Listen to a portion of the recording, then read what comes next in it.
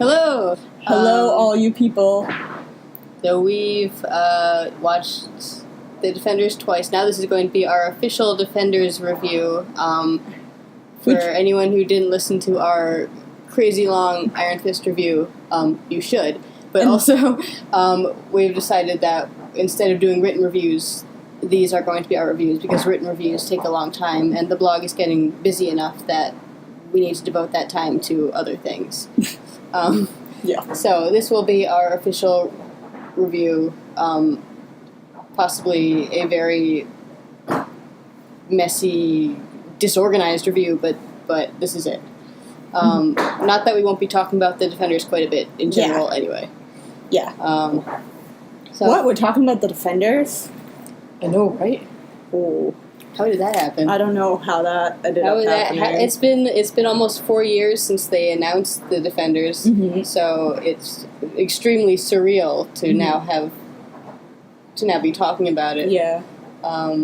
It's been wild. And on a nostalgic note, it was just announced after got me into Daredevil. Yeah. So this is kind of like an anniversary for us too. So should we go into initial impressions? Yeah. So we first wanted to kind of go and plot as a whole. Well, I think we first wanted to say that we loved it. Oh, I think that's the first thing we wanted to say. Oh, it was legitimately my favorite. I really enjoyed it. It might be because we've spent a lot of time, and we know how to kind of dissect it, and we automatically Well, I think it depends. I think it relies on three things. I think this is definitely a show where, as much as they tried to fit in kind of explanations from previous shows, you really would need to have watched the other shows in order to fully enjoy this show.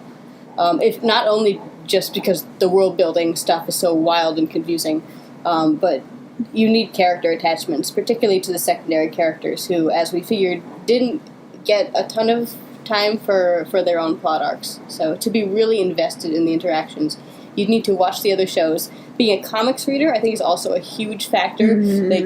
Dying every time Luke and Danny interacted even was magical. And if you haven't read the comics, that's not going to be as powerful for you, probably. And I think the other thing is I really love the Magic Ninja stuff. I really highly enjoy that. I love the Iron Fist mythos, and that was huge in this show. So I think it's just personal, tonal, and material preferences. Obviously that's true for anything, but since this show skewed so intensely toward that as opposed to kind of the gritty street level stuff that people who watched Daredevil season 1 might be more drawn to, I think that does have a factor. Yeah. Factor in. Yeah. And I think also, if you, I think it's also hard, as you said, if you're not a comics reader, figuring this stuff out, because, it is very different from the comics, but you still, having a background in the comics really did help us make sense of that and process it and kind of give it a little context. And let me think. I think also, you have to be, I feel bad for people who primarily in this for Jessica Jones and Luke Cage because this is so out of their realm that it doesn't, they got great parts. I really enjoyed them in the show. And there's something really fun about throwing them into this situation that's so completely different from anything they've ever even considered dealing with before. So I think I also enjoyed that element. But yeah, this was a very Iron Fist and Daredevil heavy show. Which is not a bad thing, obviously. We love that. But that could that is a factor. Pacing-wise, it feels weird to say an 8-hour movie felt short, but it felt short. And we kind of knew it would because we're used to 13 hours. But the pacing, I thought, was better than the average. I still think Iron Fist was paced better. Iron Fist had ridiculous pacing. But, I mean, how do you feel about the pacing here? I think it was better than Iron Fist just because, yeah, I mean, it was just 8 episodes, and you really couldn't add anything extraneous, and I feel like other Netflix shows have. Like, I'm particularly thinking about Jessica Jones, when there's that whole thing about, I'm going to go to jail, and, which never ends up being a thing, and then I'm like, why do that? Like, what's the point? I thought Luke Cage had particularly wonky pacing also. You fell asleep during... I mean, that's mainly what you dozed briefly. I think the nice thing about binge watching these at early in the morning, because of our time zone, is that it's really easy to dissect the pacing just based on our physical reactions from being really tired. If the pacing's not good, we're going to fall asleep. Yeah. Which has only happened that one time. One time. Yeah, but I have felt dozy in every show except Iron Fist, personally. Even in this show, I started feeling tired as much as I was enjoying it, and as considering the shorter show and faster pacing. But yeah, generally, I thought the pacing was it benefited from being 8 episodes. Mm-hmm. As much as we would have liked more time, for pure enjoyment. Yeah, and I mean, I think it's also hard just having a 13-episode show, because as long as that sounds, because we're sitting down and watching it all at once, and that's just what we do. Mm-hmm. Most seasons of shows have up to 30 episodes. Well, American series. They have up to 30 episodes. So it's like you have an absurd amount of time to develop things. Yeah. And they, as much time as they have, they still don't get maybe as much time as they're used to, or as much time as it takes to develop certain things. Like, I'm thinking particularly of, we're definitely touching on this later, but the Black Sky developing what the heck that is. And we have some ideas and theories, and we've really dissected that quite a bit, and we have a pretty interesting thought about what the Black Sky could be. Yeah. That may be kind of hinted at the show, but you guys are going to have to tell me. Definitely hinted at. Yeah. Yeah, you guys are going to have to tell us how you feel about that theory, and we would be happy to... unless everyone's thinking the same thing, which would be... Fun. Which would be cool, yeah. Yeah.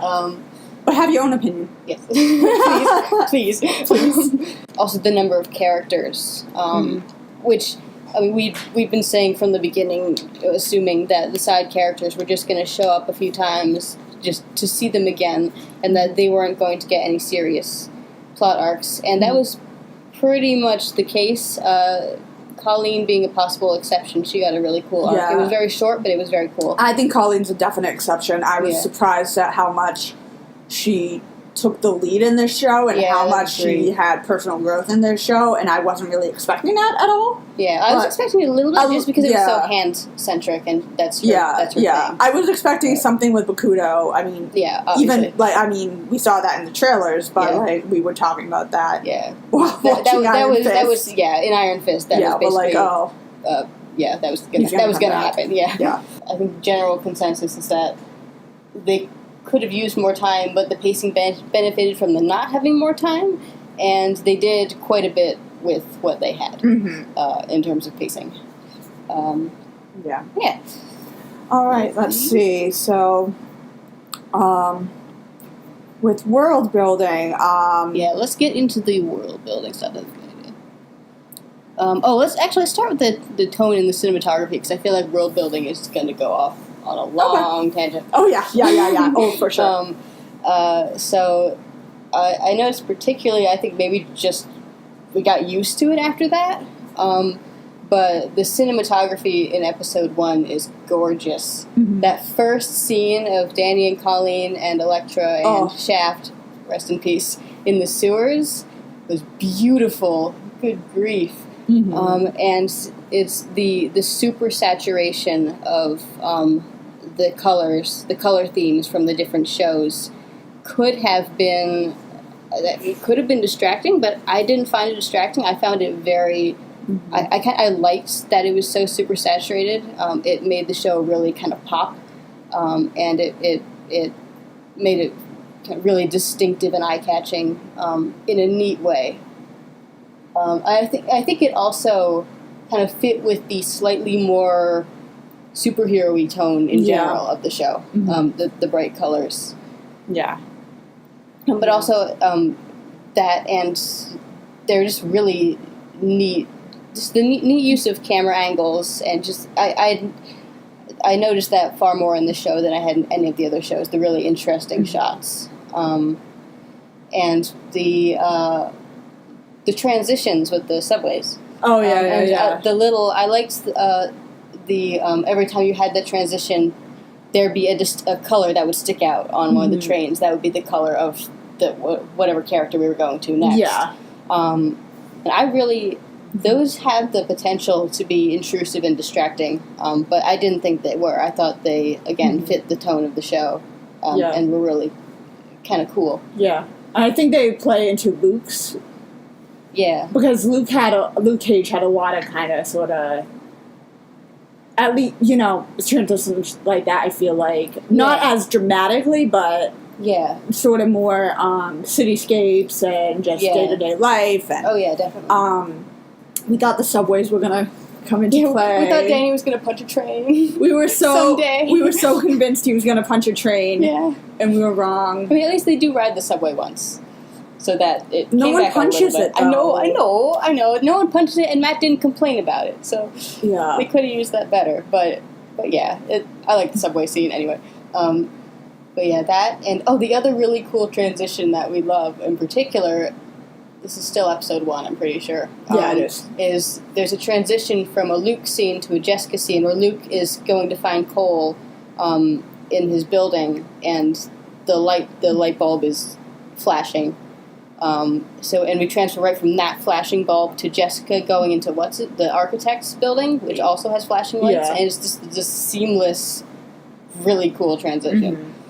They should get those lights fixed, though. That's a signature danger. Yeah, I know, right? Yeah, come on. What's going on?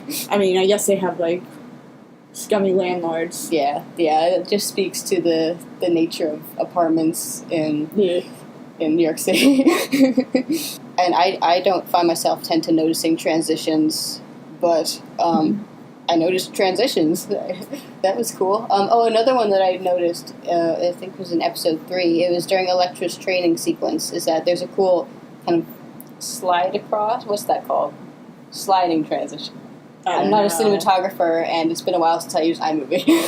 I was going to say the PowerPoint transition. Yeah, it kind of is. The image slides across, but it fits really well. Because you didn't like it? No, I don't know. I'm trying to think of it. I don't know the name. Yeah, I can't remember the name, but anyway, it's really that one also stood out. Really neat cinematography. Actually, along these same lines, I feel like I say this after every show, but the fight choreography was really good. Yeah. Particularly, the actors all talked a lot about in pre-show interviews about the difficulty of the fights, because they're fights with 4 main characters in them, and of getting the choreography right, and keeping track of all the chaos. But I thought the fights were really, really good. Yeah, I thought the fights were really, really good. I particularly enjoyed Elektra's fights. Yes. There's so many jump spin crescent kicks. Yes. There's at least 10 jump spin crescent kicks. Yes. But they always look awesome, so if you can't do a jump spin crescent kick, you should do a jump spin crescent kick. That's a good it's a good motto to live your life by. Yeah. I'll do a tutorial. Should anyone need that in their life? You should. Yeah, they should. Do you want to talk about world building? Yeah, let's talk about world building. First of all, so we talked about this when we talked about Iron Fist, but it's always worth bringing up again. The Iron Fist mythos and the Hand are not at all connected in the comics, so these are all new connections they're building. Danny in the comics has fought the Hand on a number of occasions, just because everyone fights everyone at some point in superhero comics, and the Hand are semi-relevant to him based on his friend group and where he hangs out. But Here they're trying to forge a connection, which makes a lot of sense because in the slightly smaller scale world they're working with, despite the fact that this exists in the main Marvel universe, with the Avengers and the Guardians of the Galaxy and everything, they're building a very condensed world here where you don't need to have watched the movies in order to watch these shows. So to have two completely separate groups of magical martial artists may have been. I mean, I think I would have been okay with it, but it makes totally okay with it. But it makes sense. I understand why they're connecting it, and they've done some really interesting things with it. Mm-hmm. And as comics fans, it's always cool to see familiar material being used in new ways. Yeah. Yeah. So what they've done is, or where do we even begin with this? Yeah. Well, so first of all, this world building, to the credit of the people making the shows, it started in Daredevil Season 1. Yes. With Madame Gao and Steel Serpent Heroine, which still hasn't been explained, really. We're still kind of confused about her dedication to that. Yeah. But, we have Madame Gao, we had her mention of what we know now to be Kunlun. We were wondering if it was Kunzi, right? Well, we assumed, we were pretty damn sure it was one of the 7 capital cities of heaven when she talks about her home being a considerable distance further than China. Yeah. That was obviously a capital cities reference. But yeah, we didn't know if it was Kunlun specifically. But now we know. Yeah, and we also had Stick and Stone, who we never end up seeing. Oh, I love Stone. Oh. You know where he is now? Yeah, he's dead. Oh. He's dead. No. He's dead. No. But yeah, so we had Stick talking to Stone about I forget what he says. Will he be ready when the door opens? Yes. So we get that already.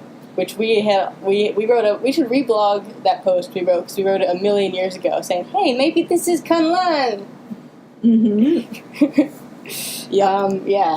And we had Midland Circle, and we had talking about speaking every language. Yep. Which we were still not sure if that's a Gao exaggeration or if she actually can, but I wouldn't be surprised if she could. No. You never know with Gao, though. Yeah. We do love Madame Gao. Yeah, she's dearly. The best. The middle finger of the hand. The middle finger of the hand. Truly. And then obviously into Daredevil Season 2, we got the actual introduction of the hand. The quote-unquote Black Sky. Oh, we got that in Season 1, actually. Black Sky in Season 1. Wait a minute, yeah. We had that in Season 1. Yeah. Nobu coming back, the chase, all of that. The hole. There was a hole. What's that song?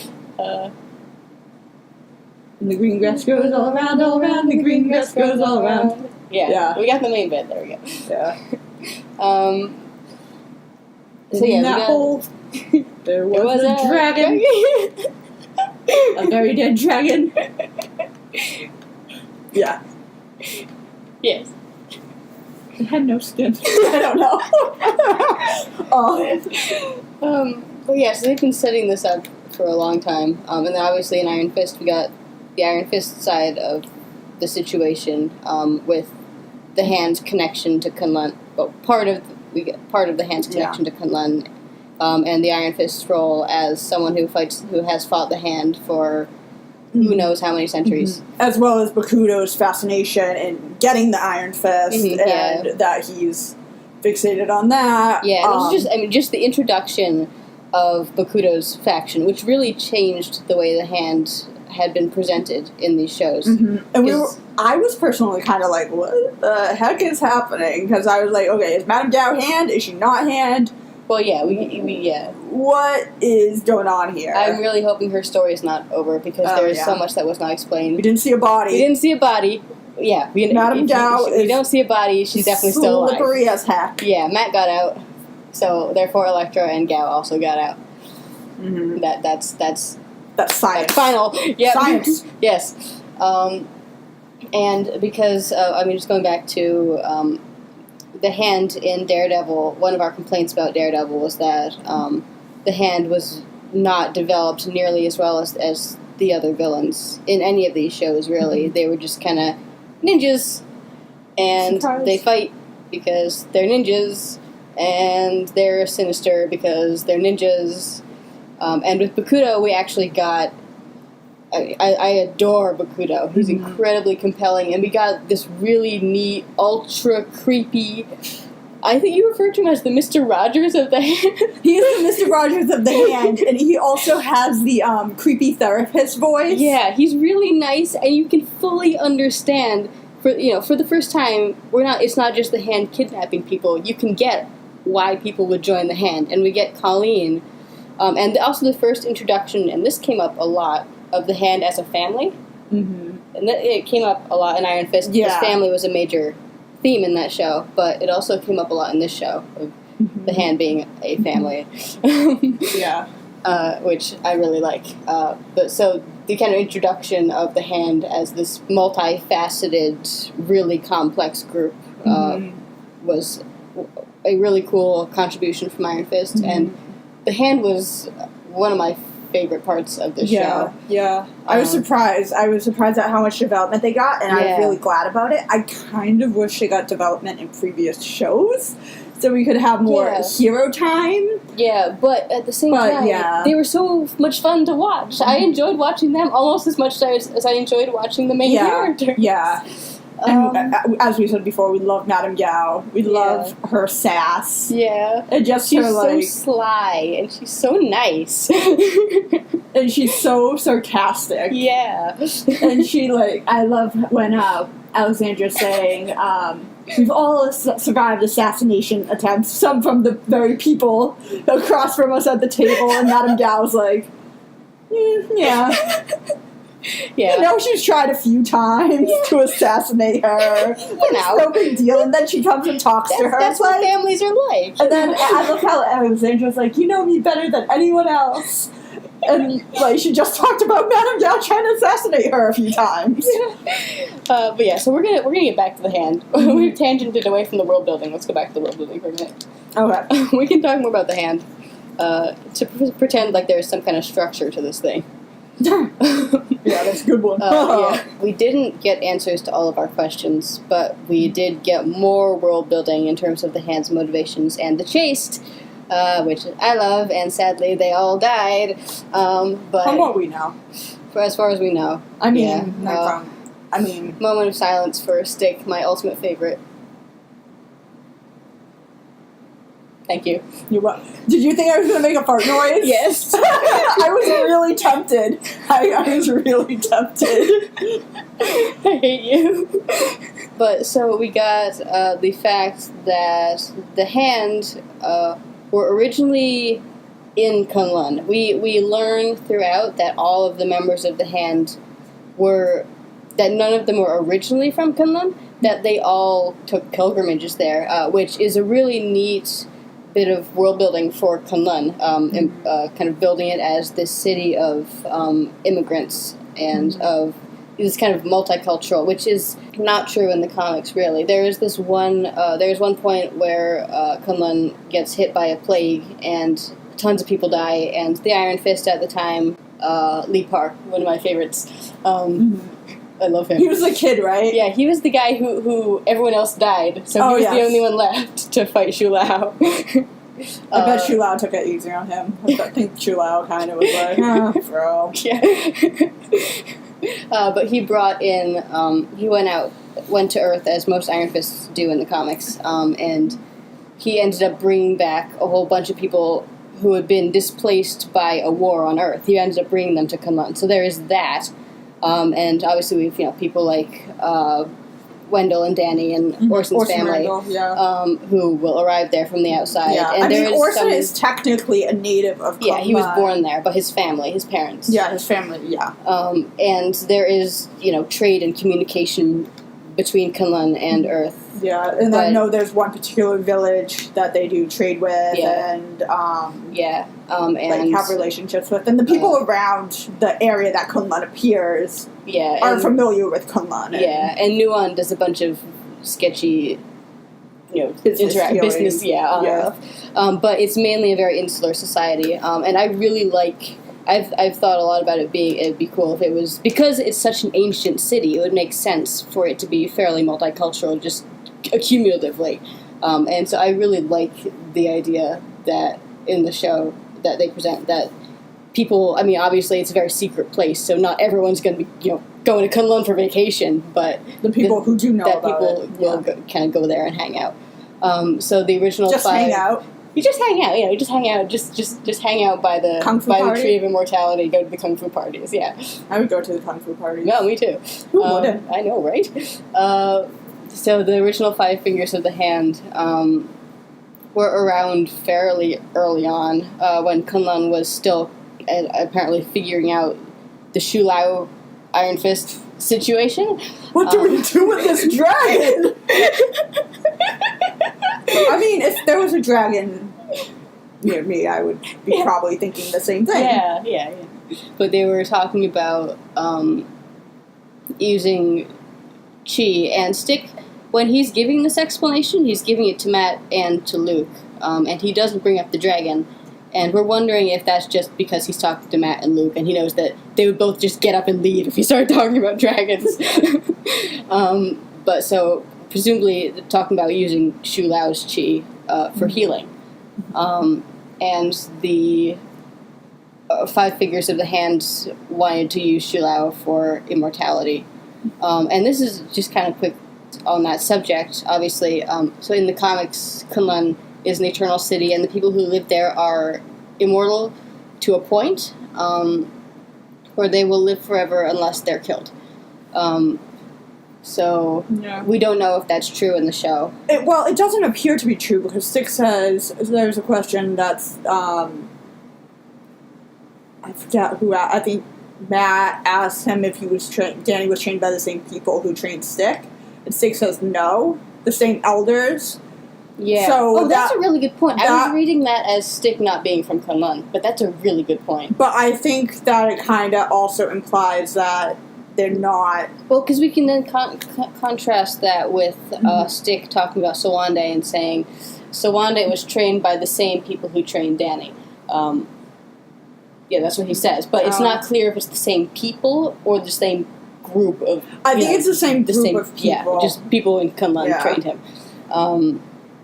So we don't know if that's true, but in any case, the immortality, obviously, that the hand are looking for is different anyway, because they want to be able to come back from death again and again, which is different.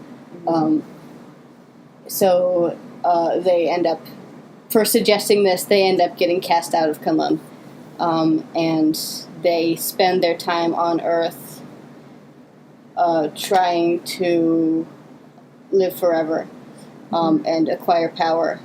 Do naughty things. And we learn that the way that they become immortal is through this thing they refer to as the substance, which I wish had a catchier name. They need a better name for that than the substance. The stuff.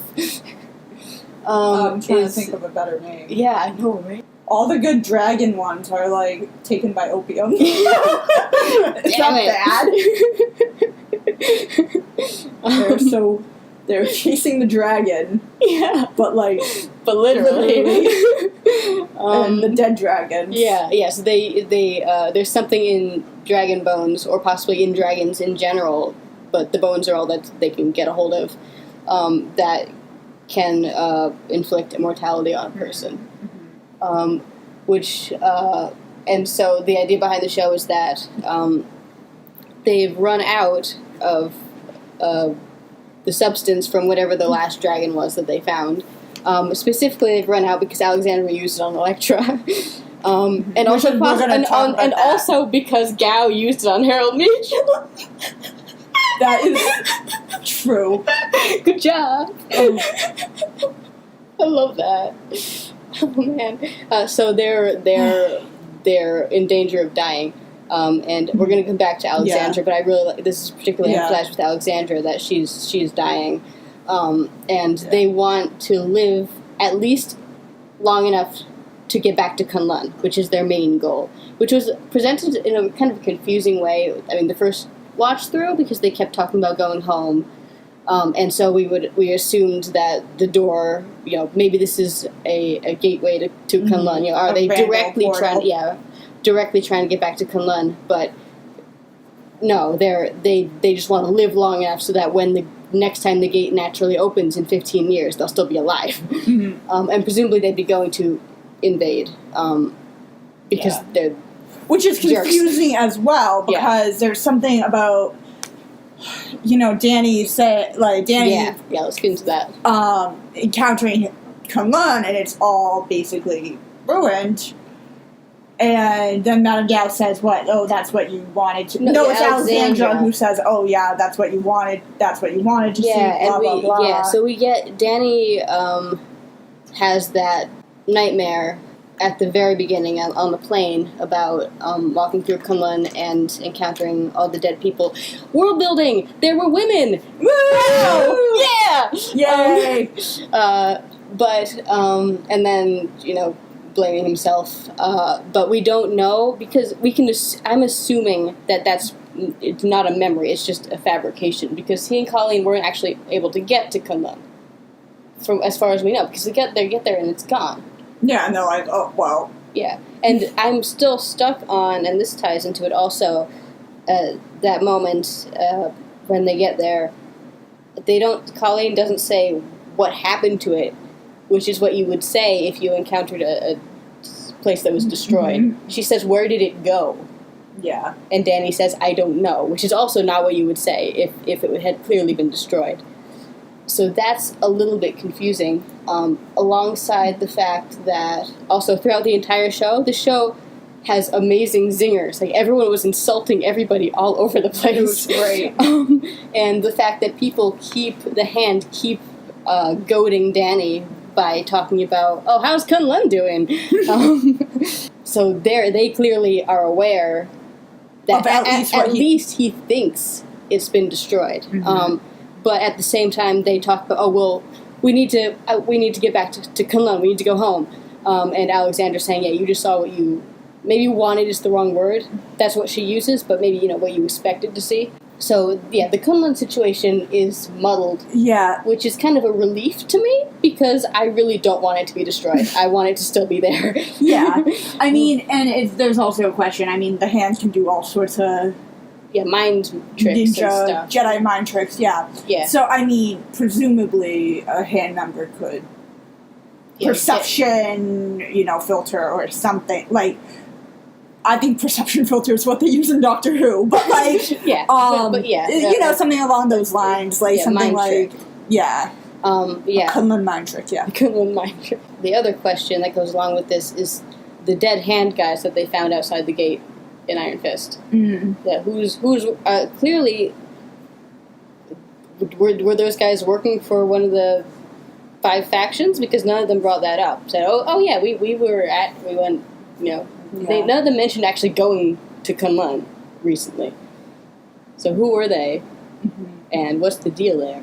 And maybe it's just sloppy writing. I mean, it could be. Yeah, that's the thing. Yeah, that's the important thing to bring up. We were talking about a bit. We were talking about it with Daryl not showing up, who was specifically constructed to be kind of an angst machine, and we figured he would definitely be in this. But the fact that this was written before Iron Fist came out, and so we don't know, minor plot points in Iron Fist might just not have existed yet when the show was written, which is, that may factor into that. That may just be just the nature of how quickly they were trying to get these shows out, is that they missed stuff. But presumably it will all be clarified in Iron Fist Season 2. Yay, finally confirmed after 5 million years.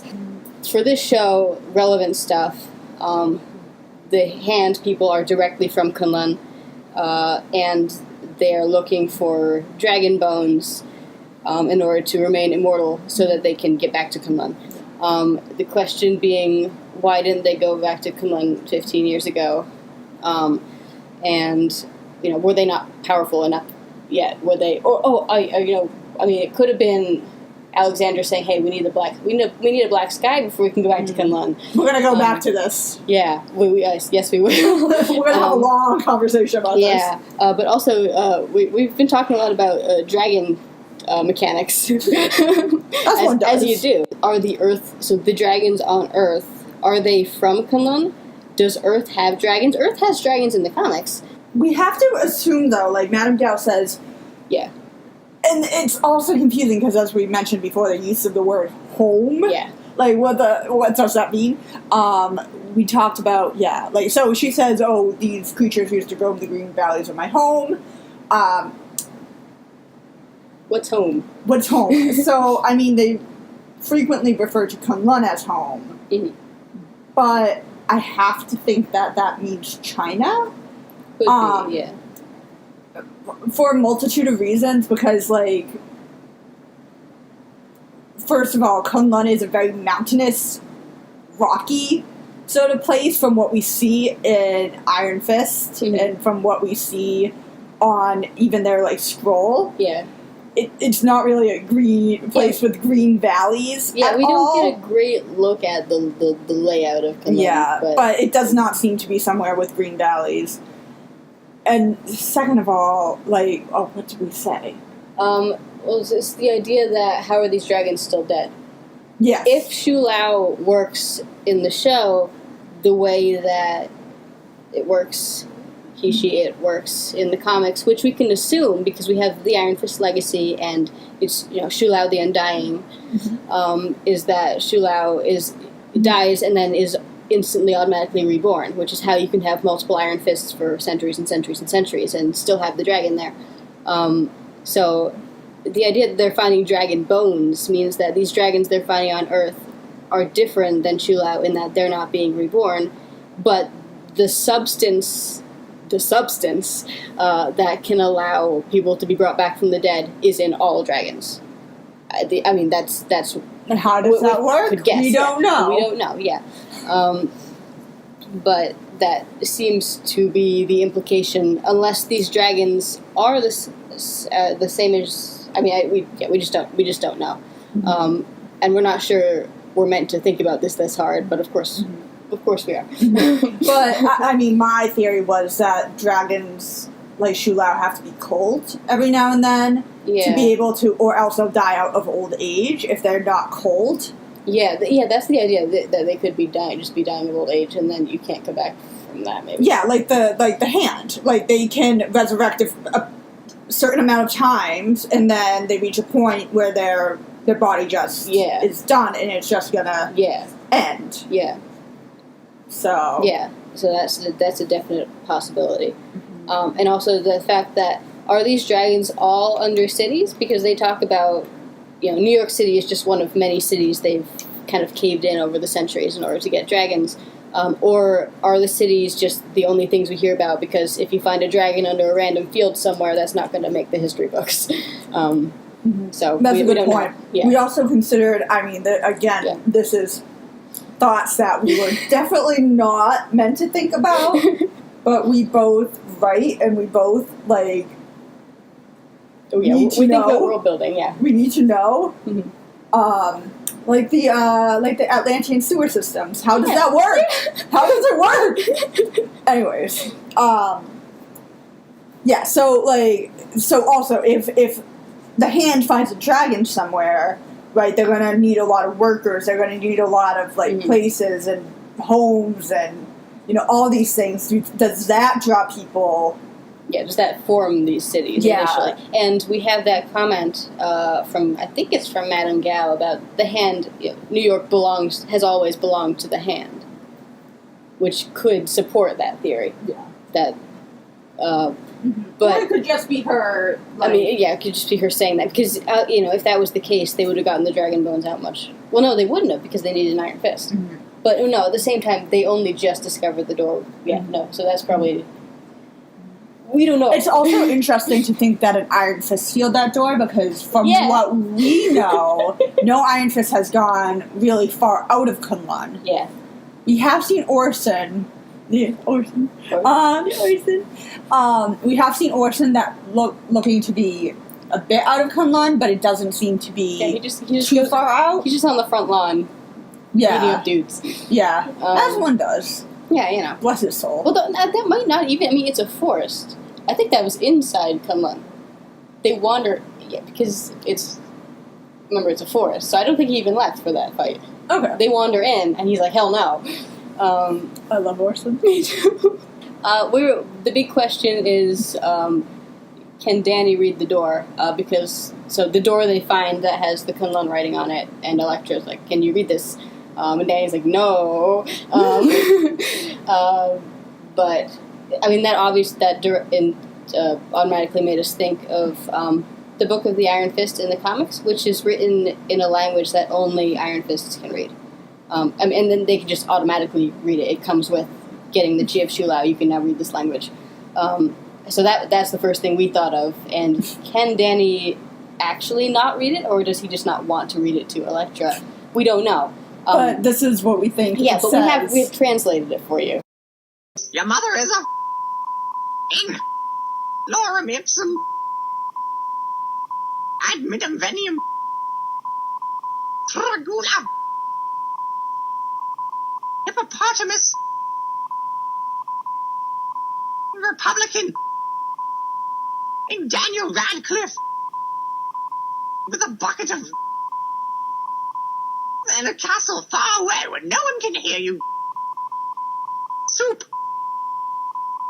with a bucket of Mickey Mouse and a stick of dynamite. Magical. Alakazam. And yeah. Yeah. That's how it is. Hugs and kisses, love, Horseman. Yes. So yeah, but I mean, who knows? And I mean, Iron Fist definitely has come out of Kunlun for a while, and how did they get underground that far?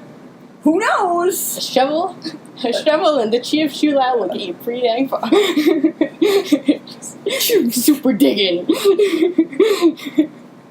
Ultra digging. I'm just visualizing some tiny guy like digging like a cartoon tunnel, and like bonking into dragon boats. Like Yeah. Also, how do people know where dragon boats are? You can detect things underground with modern technology. What about without modern technology, though? With hand magic powers. Okay, fair enough. mean, it's possible that the dragons, I feel like sensing dragons, if you were trained in Kunlun, would not be a weird thing. Yeah, they probably have an energy field. Yeah, we definitely weren't meant to think about that this hard, but if it brings you peace, these are the answers that we have. This may all be confirmed in Iron Fist Season 2. We also, the origins of the hand are directly associated with Kunlun, which I think is really awesome. And the Chaste, we get less information, but we know that the Chaste, they answer to, Styx says, he said it's some line like, I serve Kunlun and the Immortal Iron Fist, which is wild to hear Styx saying something like that. Yeah. We were hoping Styx would actually respect Danny, unlike he respects. But he does. To a degree. He bows to him. I know. That's what I was saying. We were hoping that would happen, and he just disrespect everyone else and be like, "Oh, hey, Danny." Yeah, I love that. But the Chaste, we have less information about. We know they formed after the Hand. We knew that from in Daredevil Season 2. That was explained. And since they directly serve Kunlun and work alongside or in the spirit of the Iron Fist, we can assume that at least some of them, or the original ones, would have been from Kunlun, because otherwise why, you could hear about it and say, oh, that's a cool thing, I want to align myself with that, but that seems like a weaker, that doesn't seem likely. It's got to be that the originals were from Kunlun and that they left specifically to fight the Hand. And they stayed out. And they stayed out, which is wild. And Styx says that he didn't train he didn't train in Kunlun, and presumably, we talked about this, that maybe he says he didn't train with the same elders that Danny did, which could be that he didn't train in Kunlun, or the people in Kunlun are not immortal and he trained there long before Danny did, which obviously so we don't know. And we don't know fully what that connection is. But I think it's a really cool connection. Just as someone who likes the Iron Fist mythos and is interested in the chase and likes new versions of things. I think that's really, really neat to give them that alliance. Let me see. We also didn't talk about the zombie kids. Oh yeah, zombie kids. So that's never explained. Yeah. So the whole drugs thing. The zombie kids. The zombie kids. Were they being needed the drained. blood. Yeah, they were being drained of blood to bring Elektra back. Mm-hmm. Remember, because the coffin's full of blood. Yeah. There's the plot point in Daredevil season 2 where Claire inspects the zombie kids and she says that there's something in their blood, that they're possibly being used to incubate something in their bloodstream, which she thinks it's drug related. I mean, she has no idea what she's talking about in regards to this, so it may be just a completely false guess.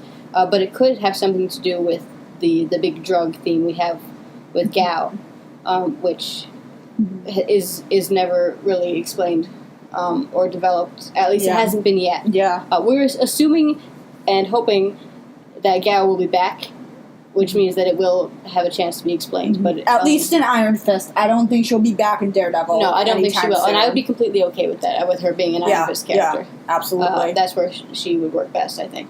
Yeah, so we're going to come back to a lot of that stuff, but in the semblance of having a structure here and actually talking about the main characters for a minute, let's move on and talk about Matt and his supporting cast and his where we first encounter him after Daredevil season 2 and where we will be encountering him at the beginning of Daredevil season 3. Spoilers, it ain't gonna be good. Nah. It's gonna be bad. But that should be no surprise. So yeah, we knew from the very beginning that Matt was going to be going into this retired, only working as a lawyer, and trying to put his Daredevil identity aside, and we get that. And Matt's scenes in episode 1 are some of my favorite scenes in the entire show. Just really, really good. I love the very first shot of him. Is it a dictation machine or a printer? That's my question. Because it looks, I can't tell if he's just reciting it as it's printing or if he's dictating to it. I don't think it's a dictation machine. I think it's a printer. Okay. I think he's printing out paperwork because he has it later. Oh, okay, yeah. But anyway, we have Matt's Braille printer and going through his argument for his case. That's just a good Matt intro. Yeah. It's really good. And then we go into him laying a legal smackdown. Yeah, it's so beautiful. Demolished. Yeah, and I love the dramatic zooms and it's just such a dramatic, badass scene. Yeah. We've had some really good Matt court scenes in the past, but this is the best. He decimates. Yeah. With style. It reminded me of the very first scene in Daredevil Volume 2, number 26, which is the post-wake-up beginning of Bendis' run, where he and Foggy get that massive settlement against that drug company that killed a kid. I'm sure it was modeled on that. What a good scene. And just, the reminder that, hey, Matt's not just, of kind of the reason for those who are less familiar of why Matt is doing legal work. Because, for some superheroes, the civilian job is just kind of a front so, that they can make money. Matt does genuinely love being a lawyer, and he's really, really good at it. So that was just a really good intro. He just also for him. sucks at actually doing. Yeah, he does legal. Yeah, but when he does it, it's good. It goes well.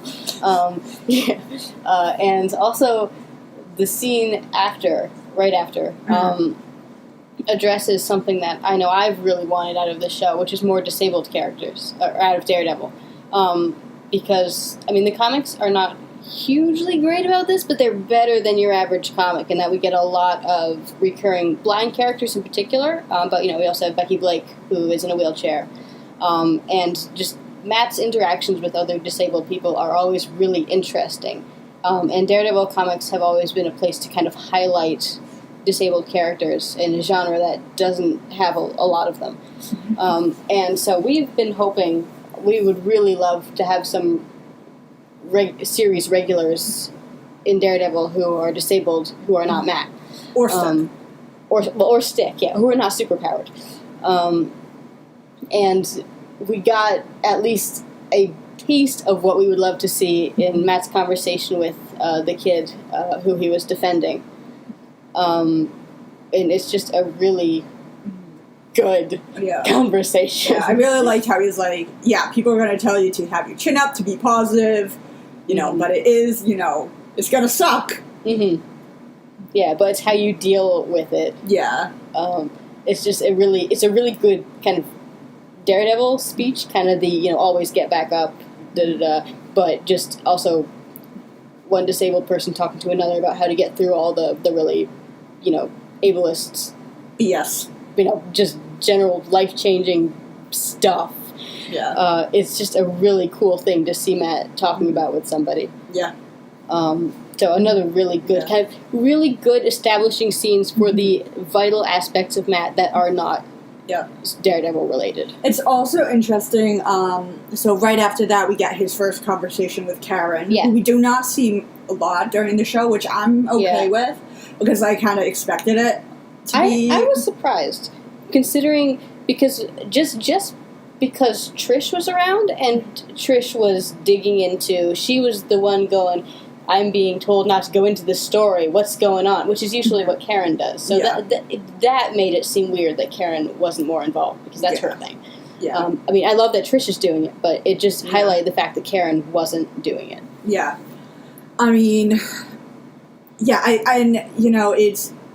It's definitely interesting to see his relationships with the secondary characters, because I was surprised at how much they seem to be rebuilding a relationship. Yeah, he's already on speaking terms going to Josie's with Foggy, which we were not expecting. Yeah, which is awkward, and it's not on the best terms, and there are clearly still tensions there, but, they're working through it. It's working through it. Than we were expecting. And I really found it interesting how Karen and Foggy treated him like a drug addict. Yeah.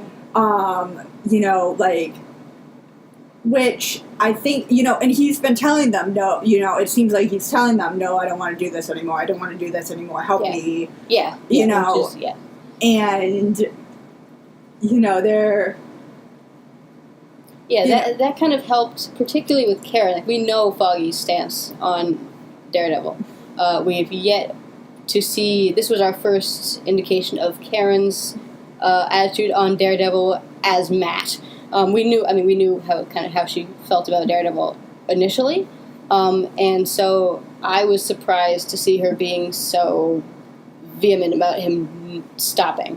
But when you take into account the fact that she was there all through season 2, watching him fall apart because of now, which she knows now is because of his Daredevil work, and the fact that he's saying, I really want to stop. That she's not against him being Daredevil because she's against Daredevil. She's against him being Daredevil because she wants him to have a good life, and clearly he wants to stop, and clearly Daredevil, she's seen a lot of negatives to Daredevil, and it's because of him that she would want him to stop. Which is, I think, vital to understanding a lot of her interactions with Matt in this season, which are very cold in general, more so than I was expecting. Yeah, but also, she was also kidnapped. Yeah.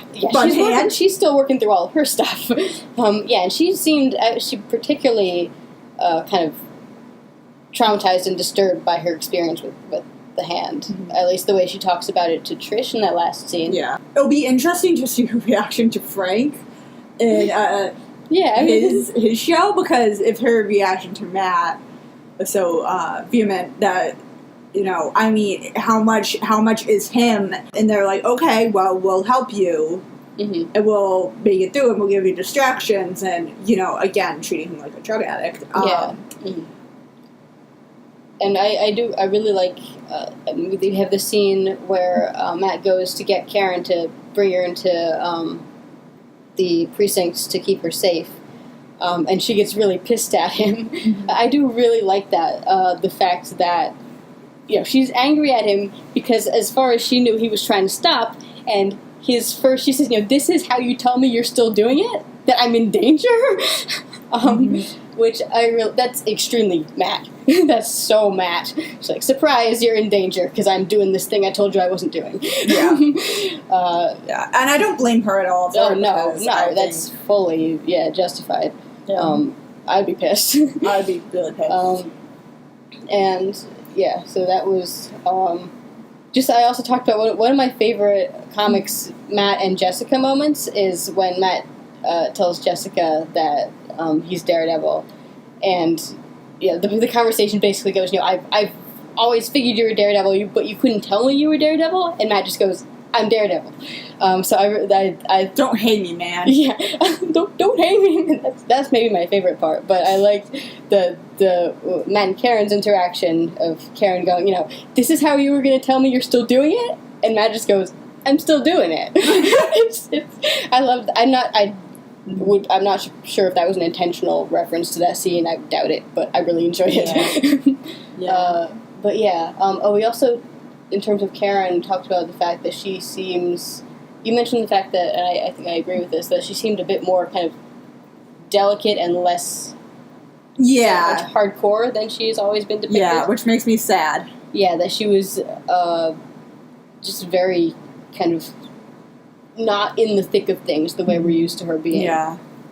A little damselish, which little bit, yeah. Makes me really sad.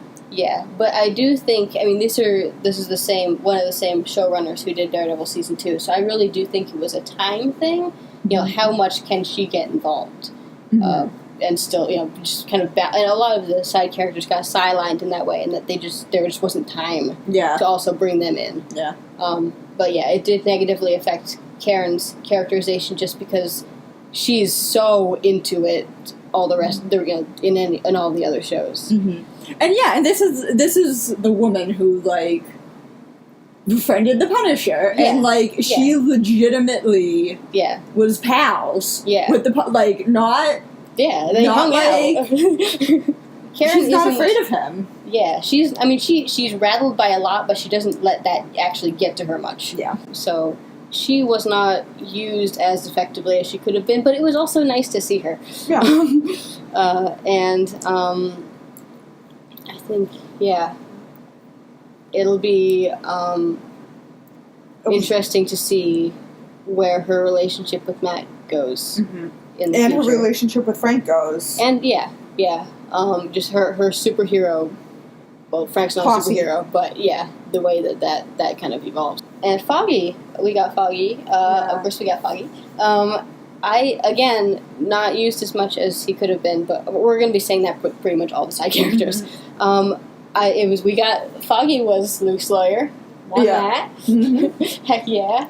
Yeah, we kind of... Did we figure that? Or we were kind of back and forth on that. I was really torn. Yeah, it could have gone either way. We were back and forth on that. We were like, well, would Claire really prefer Luke to Matt? Yeah, but would Jaren allow Foggy to take a case pro bono because Luke could not afford that firm?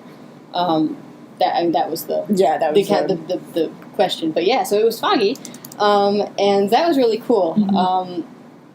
Seeing a little bit of Foggy at his new job, his interactions with Jaren, which were very Rosalind-esque. Mm-hmm. Franklin, come talk to me. We've had some conversations about what if that's a plot twist? But no, I don't think it's going to be. I would love to have Rosalind and Jaren and watch the explosions. Yeah. They're very similar people. Yeah. She's pretty much, they're pretty much the same character. Yeah, pretty much. Rosalind is Foggy's mother, for non-comics readers. So I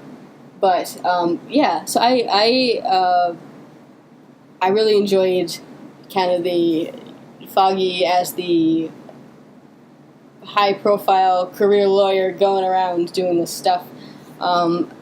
The bit at the end where he's obviously mourning in mourning for Matt, but he still goes to check on his client Luke and be like, it's all good, Yeah. Hire us again. Bye. Yeah. Yeah. Well, sometimes when you're grieving, you have to just he's definitely distracting himself there. Yeah. But that was cool. And it'll be interesting to see where his law career goes, because he and Matt, as much as they talk to a certain degree in this season and seem kind of toward maybe possibly being on the mend, it's very evident that their partnership is not going to be starting up tomorrow. Yeah. They're still very much upset about it, but not ready to do anything about it yet. There's also Foggy bringing him his Daredevil clothing, which is so Foggy's attitude, again, we've said Foggy, like Karen, obviously Foggy has more background in this, but treating Matt like an addict, and trying to give him that he gives Matt Jessica's case, so that's a big plot point, and giving him his uniform. Yeah, but then the twist at the end where he says, "Okay, I feel like you're going to do this anyway," and the big bit, your 2 lives are getting too close. Be careful. Wear your costume. Dun, dun, dun. Yeah, at least somebody said it. Matt was going fast and do you think this is going to bite him in the butt somehow? Nah, of course not. No way. That final shot didn't indicate anything? Happen. No. Oh, okay. But yeah, so Foggy, at least someone is thinking about the fact that Matt's secret identity is all over the place in this show. So that's a nice Foggy moment of him giving him the suit. And of course he feels horribly guilty afterward that he enabled Matt to go to that building and die. Which is upsetting. Quote, yeah. But yeah, I think the problem always with Foggy is that they just keep having the same fights over and over. And Charlie Cox has actually talked about that. That just in terms of playing those scenes and trying to bring new elements from an actor's perspective to scenes that are essentially rehashing the same material. And I think they're verging into dangerous territory with Matt and Foggy, of making Foggy seem really annoying and unsupportive. Because it's, we are now 3 shows in, and they're having, Foggy's still having the same conversations with Matt. And we've gotten a lot of feedback on that. Via people's asks about that in particular. So obviously people are picking up on it, and people are like, "Nah, why is Foggy not support?" Blah blah blah blah blah. And a lot of that, it's difficult because a lot of that comes down to Matt, and Matt's not getting the chance to settle into his identity as Daredevil. This is a Daredevil thing, but they're going for all of the dark plot lines.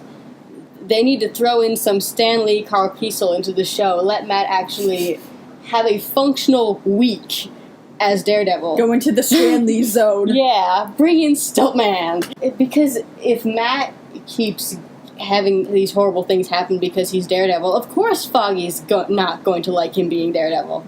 And of course Matt's going to be conflicted about it. He's just not getting a chance to actually settle in as a superhero. So as long as that goes on, if they go into Born Again next season, no, Foggy's not going to be okay with Matt being Daredevil. And you know what? They're going to go into Born Again. They are going to go into Born Again next season. They gave us a very, very clear indication that they're going to go into Born Again. Everything is pointing toward Born Again right now. So it's a real problem. Because Matt and Foggy, yes, they're going for the dark, gritty, street level, but it should be a superhero show on some level. He needs to not constantly be questioning his actions as Daredevil, and we got toward that at the end of season 2. When season 2 ended, I was convinced that telling Karen he was Daredevil was the implication that yes, he's finally owned it. Yes. And no, he didn't. Opposite. Which it also makes sense because I'm not saying that it doesn't make sense for him to not want to be Daredevil anymore after Elektra dying in his arms, but it's in terms of Matt's relationship with Foggy, they need to do something. because it's getting dangerous. But so we do get the nice moment. I'm grateful for that moment of Foggy thinking about Daredevil's secret identity, and also Matt's secret identity, and bringing him the suit. Mm-hmm. It's something. Mm-hmm. It's a step. Yeah. Side note, they need to start calling him Daredevil. Freaking hell! Please. We need to do a count. I don't want to do it. I don't want to know. What is the deal? Alexander calling him the Devil of Hell's Kitchen and then Elektra killing her. Thank you. Same. Do you think that was personally a personal message? They did that for me? Yes. For you? Yes. Yeah. His name is Daredevil. Yeah. I don't understand. Hey, you know what though? Claire never had. She never had a. Yeah, let's talk about Claire. She was annoying for different reasons, but she didn't. She didn't actually say anything horrible about Matt's powers this time. Yay! Character development. All right. A real high five just happened there. Yes. But yeah, we'll talk about Claire later. Five. I think we need to talk a little bit more about Matt's arc. Matt, all the stuff with Matt. Mm-hmm. There's a lot. Oh, this is going to be so long. First of all, having to deal with secret identity stuff for the first time in a major way. I mean, obviously with Foggy and with Karen, but gets kind of slammed into this situation where these people aren't going to work with him if he's wearing a mask, and he has no choice. And a whole ton of people learn his secret identity in this show. Also, confronting the obvious, necessary Daredevil bit. I mean, not just plot-wise that he can't stop being Daredevil permanently because then the show's over, but that as much as Daredevil hurts him as a career choice, he can't stop being Daredevil. And him finally saying to, I can't remember if he says to Foggy or Karen. I think he says to Karen, "This is my life." Yeah. This is my life. He gets there. He understands by the end of this show, which is good. Matt finding his way back toward being semi-comfortable with being a superhero. And also, just the idea of him working on a team for the first time and having to share secrets. And the fact that his secret keeping keeps getting him in trouble, which I love. That he keeps not telling them stuff. And they're kind of like, "Excuse me, you need to tell us stuff." Yeah. I really enjoyed that. That was a very Matt thing. And it's very much a habit of Matt to just automatically keep secrets. And in the comics, you can trace that back. Yeah, all the way back to the beginning. All the way back. To his childhood. Yeah. That's always been a Matt thing. And also, obviously, because he doesn't want to talk about Elektra. But, yeah, I really like that element of the team-up. And the, obviously, just the natural funness of him having to reveal his secret identity and to work alongside people. The bit, he was, they paired up characters pretty obviously in the show, as you would expect they would. Obviously, Luke and Danny. Yay. And Matt and Jessica, which makes sense. I'm always paranoid about romance plot lines. Yeah. But they didn't. There was really no there was romance, but not to the degree that. Yeah. Yeah. They didn't. Not really. Yeah. So, which was awesome. But pairing Matt and Jessica up was really nice because they're, as we've talked about, they're very similar people. They're both very kind of cynical. They've both been through a lot of difficult stuff. They're loners. Matt, to a certain degree, he relies on having friends. He doesn't do well without people around him. But he still insists on it sometimes anyway. But yeah, they're essentially loner characters. And they're both kind of I wouldn't call Matt tactical, but they're very, they're investigative characters. And the bit, I love the bit where Matt is tailing Jessica, and then he loses her, and she circles around and starts tailing him. It's so funny. And that's a really clever interaction because they're both really good at that sort of thing. Although I will say that we can get into that's let's do a big sensory snafu. Sensory snafu headline. Okay. Yeah.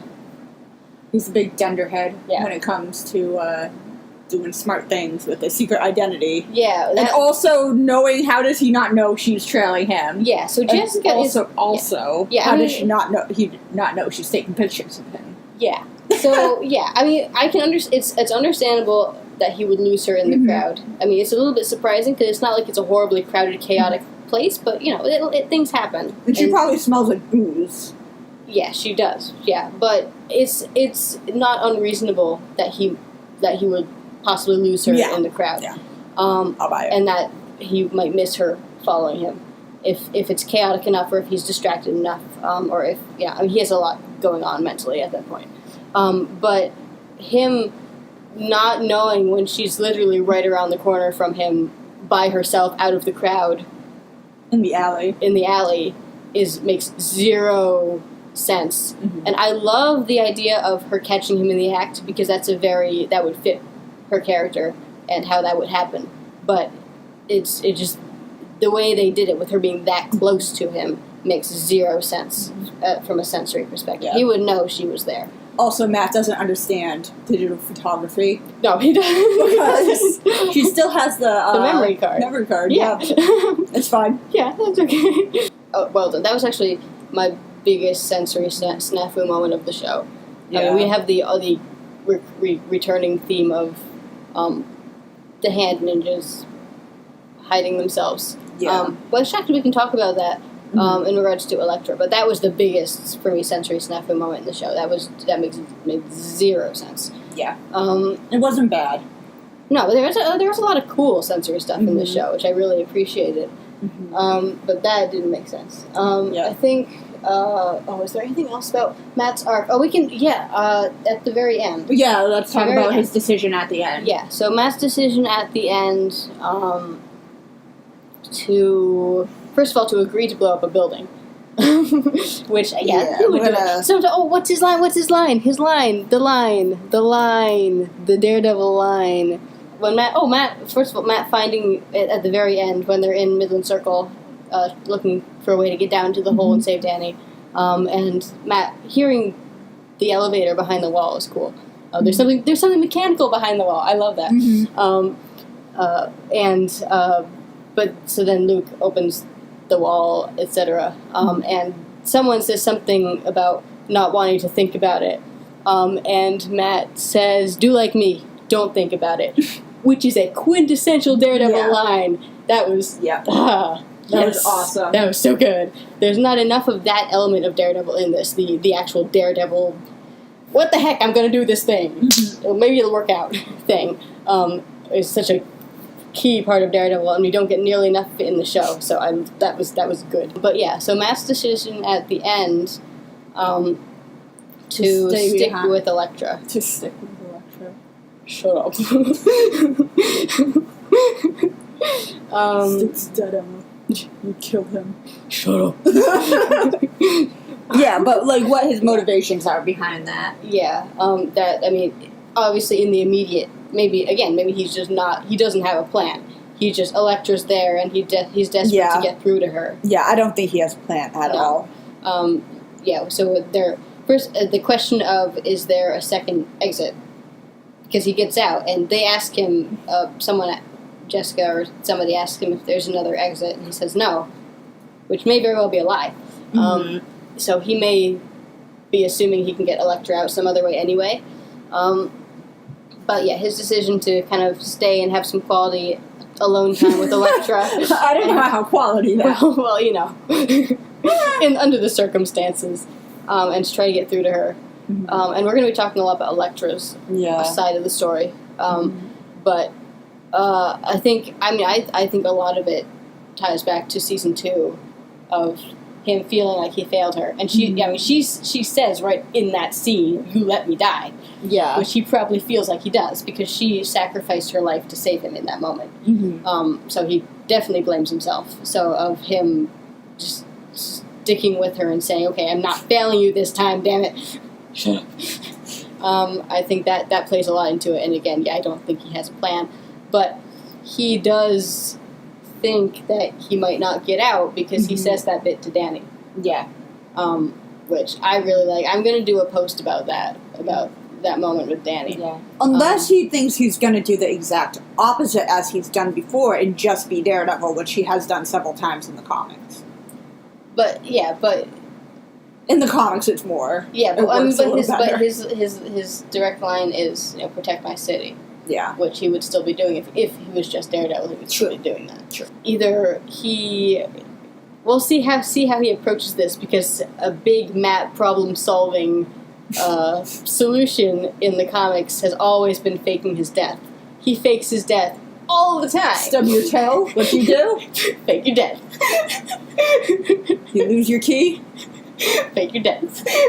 But yeah, so how long Matt will go before telling the world that he's alive, or if he'll take advantage of everyone thinking he's dead to be free to be his own self. Which is my theory, and that's why I think he did it, because I think he... Yeah. He's been under such pressure from Feige and Karen. Yeah, this frees him. And a classic Matt thought would be, well, neither of them like doing what I do, but I have to do what I do. Yeah, it's the extreme version of him pushing them away in season 2.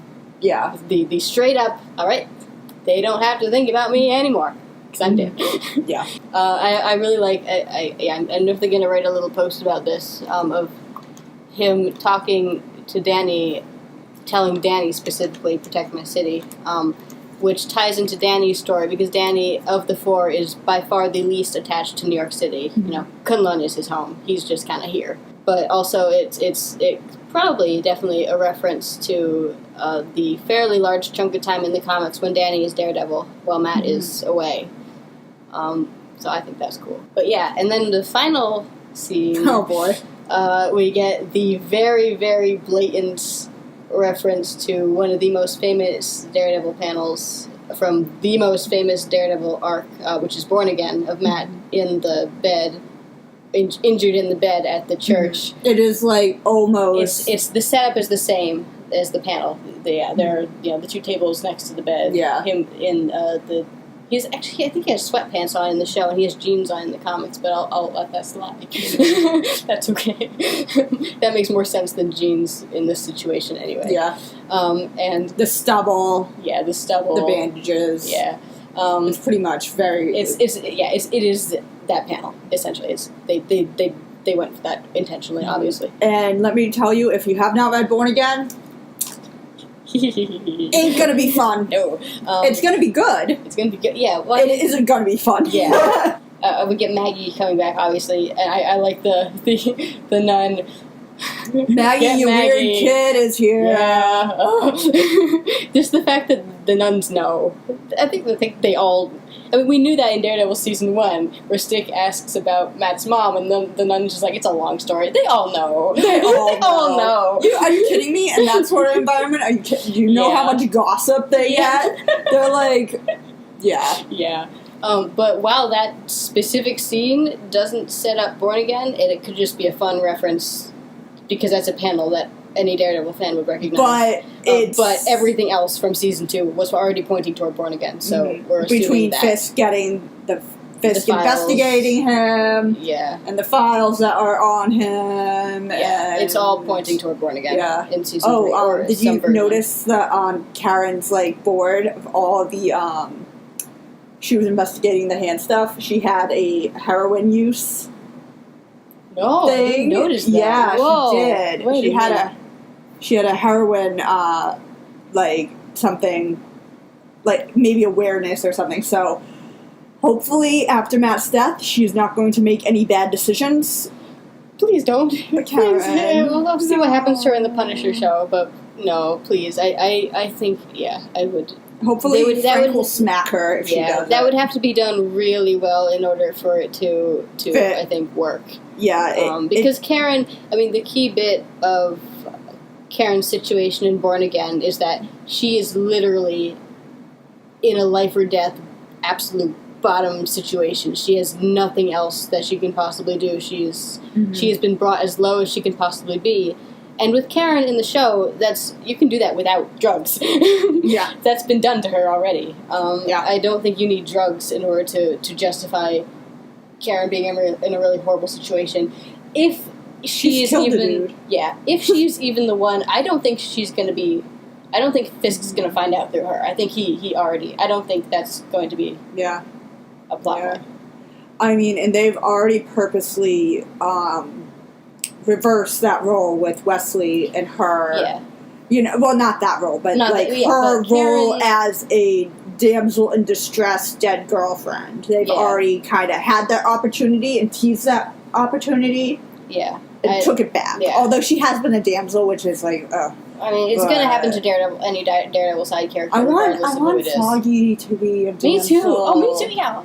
Actually, true. Yeah, I really want Matt to save Foggy. I think that would be another good step in their relationship. Hey, Foggy, look, I did something good.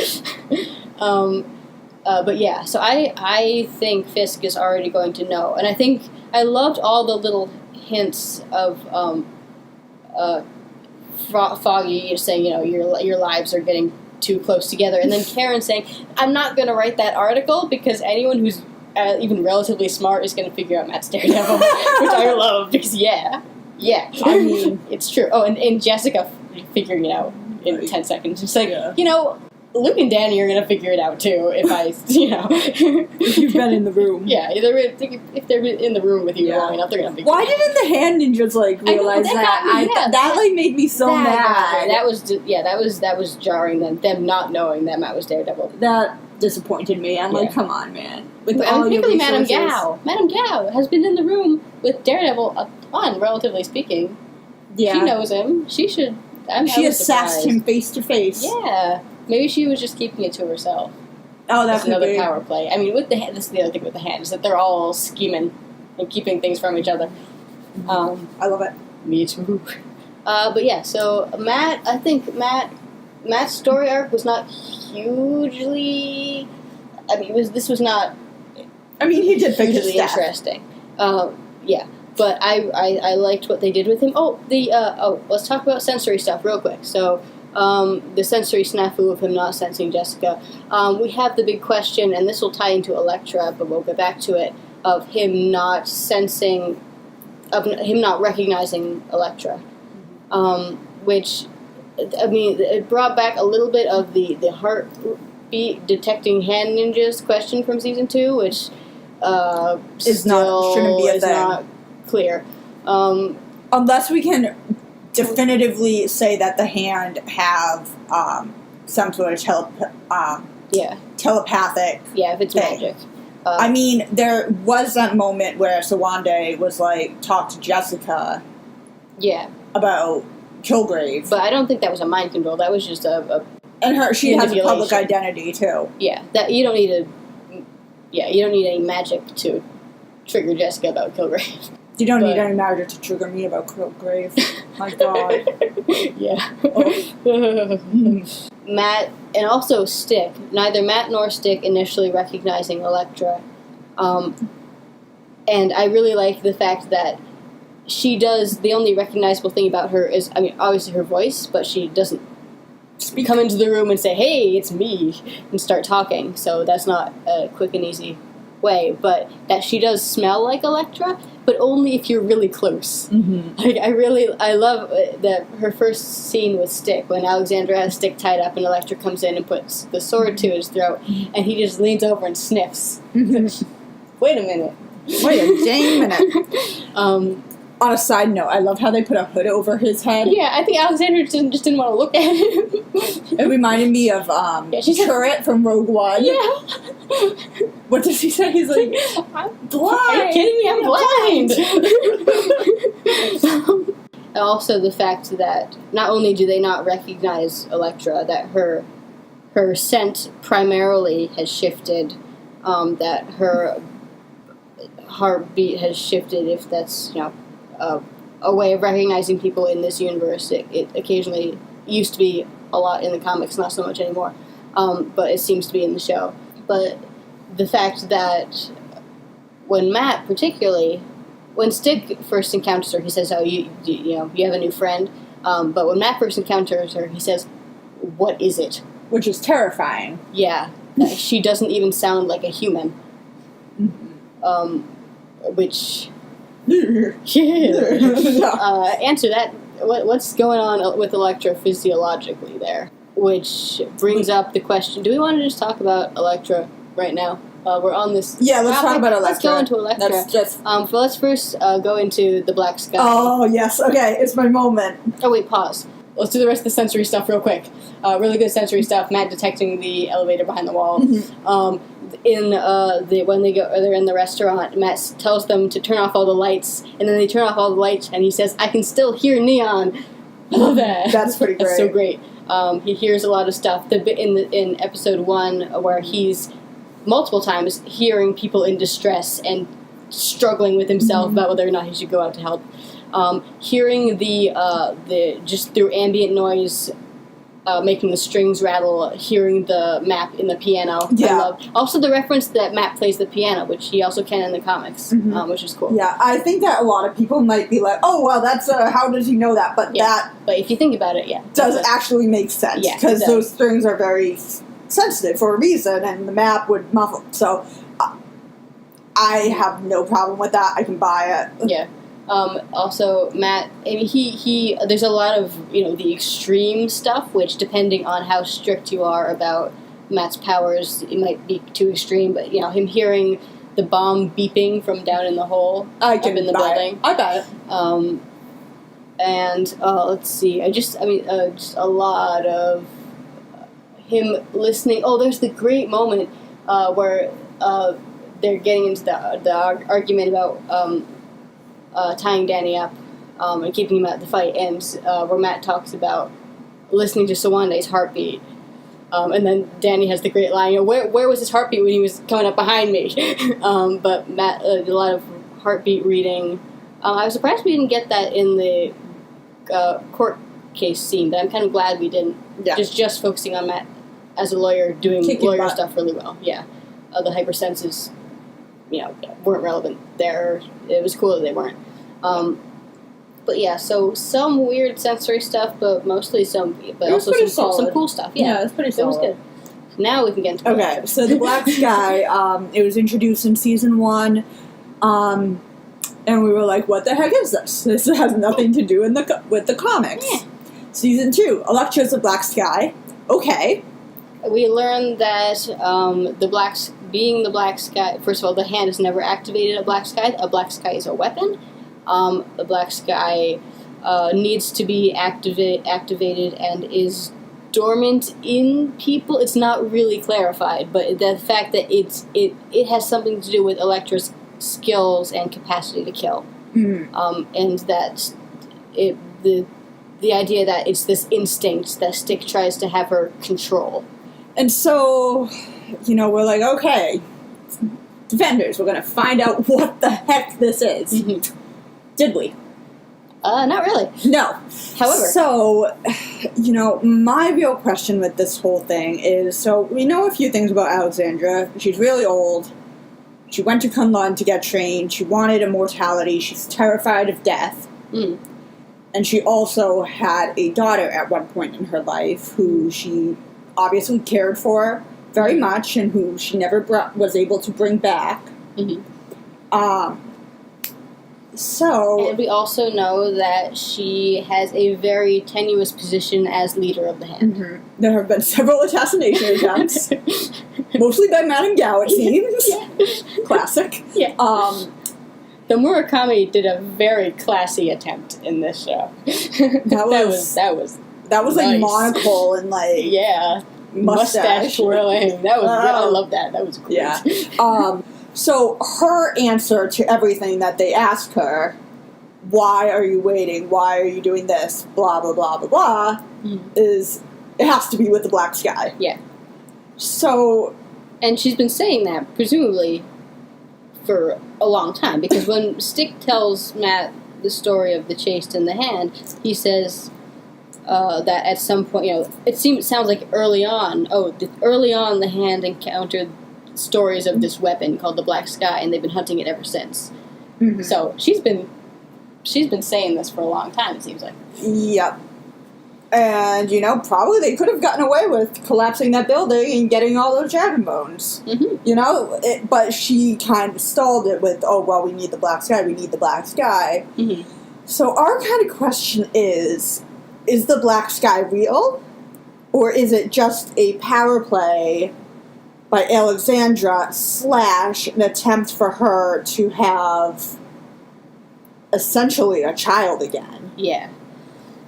Because she does treat Elektra like her child. I mean, she does objectify her and treat her like a thing. Yeah, but I think that's just the nature of who she is at this point. That she's old enough and she's not really... She's manipulating everybody all the time. Yeah, she's not a very sentimental person. That's it. Yeah. And ultimately, Elektra is there to do something for her. Mm-hmm. And if that thing is to be cared for by her or to kill people for her, it's still... There are different ways of serving, but I like the way you put it, to be cared for by her, because I think... Yeah, it's still a role she wants Elektra to fill for her, Yeah, I think she definitely wants Elektra to fill a daughter role, and there was a reason for her to tell her about her daughter. Yeah. And, all the other people, all the other hand members don't seem to understand what the heck it is about this black sky. Like, what is it? And she keeps on insisting. Yeah. It was, what did they say? It was her prophecy. Yeah. Her vision. Yeah. So, is it real? Is she making a power play? Does she just want Elektra as her, basically pet? Yeah. / weapon against revolt by the other hand people. She's like, oh, the black sky is going to kill you. Mm-hmm. She specifically says, I'd be worried about her killing you if you disobey me. She's more powerful than you could possibly imagine. No, Which she really hasn't been... Yeah, I mean, we do get Elektra having impossible super speed. That first scene in the sewers, and also I think in Jessica's apartment, she just disappears. She just is gone. But that could be ninja training. Mm-hmm. Also implied super strength. She jumps out a second-story window, and crushes a car. And she throws Luke across. She throws Luke. But that again could just be extreme ninja training.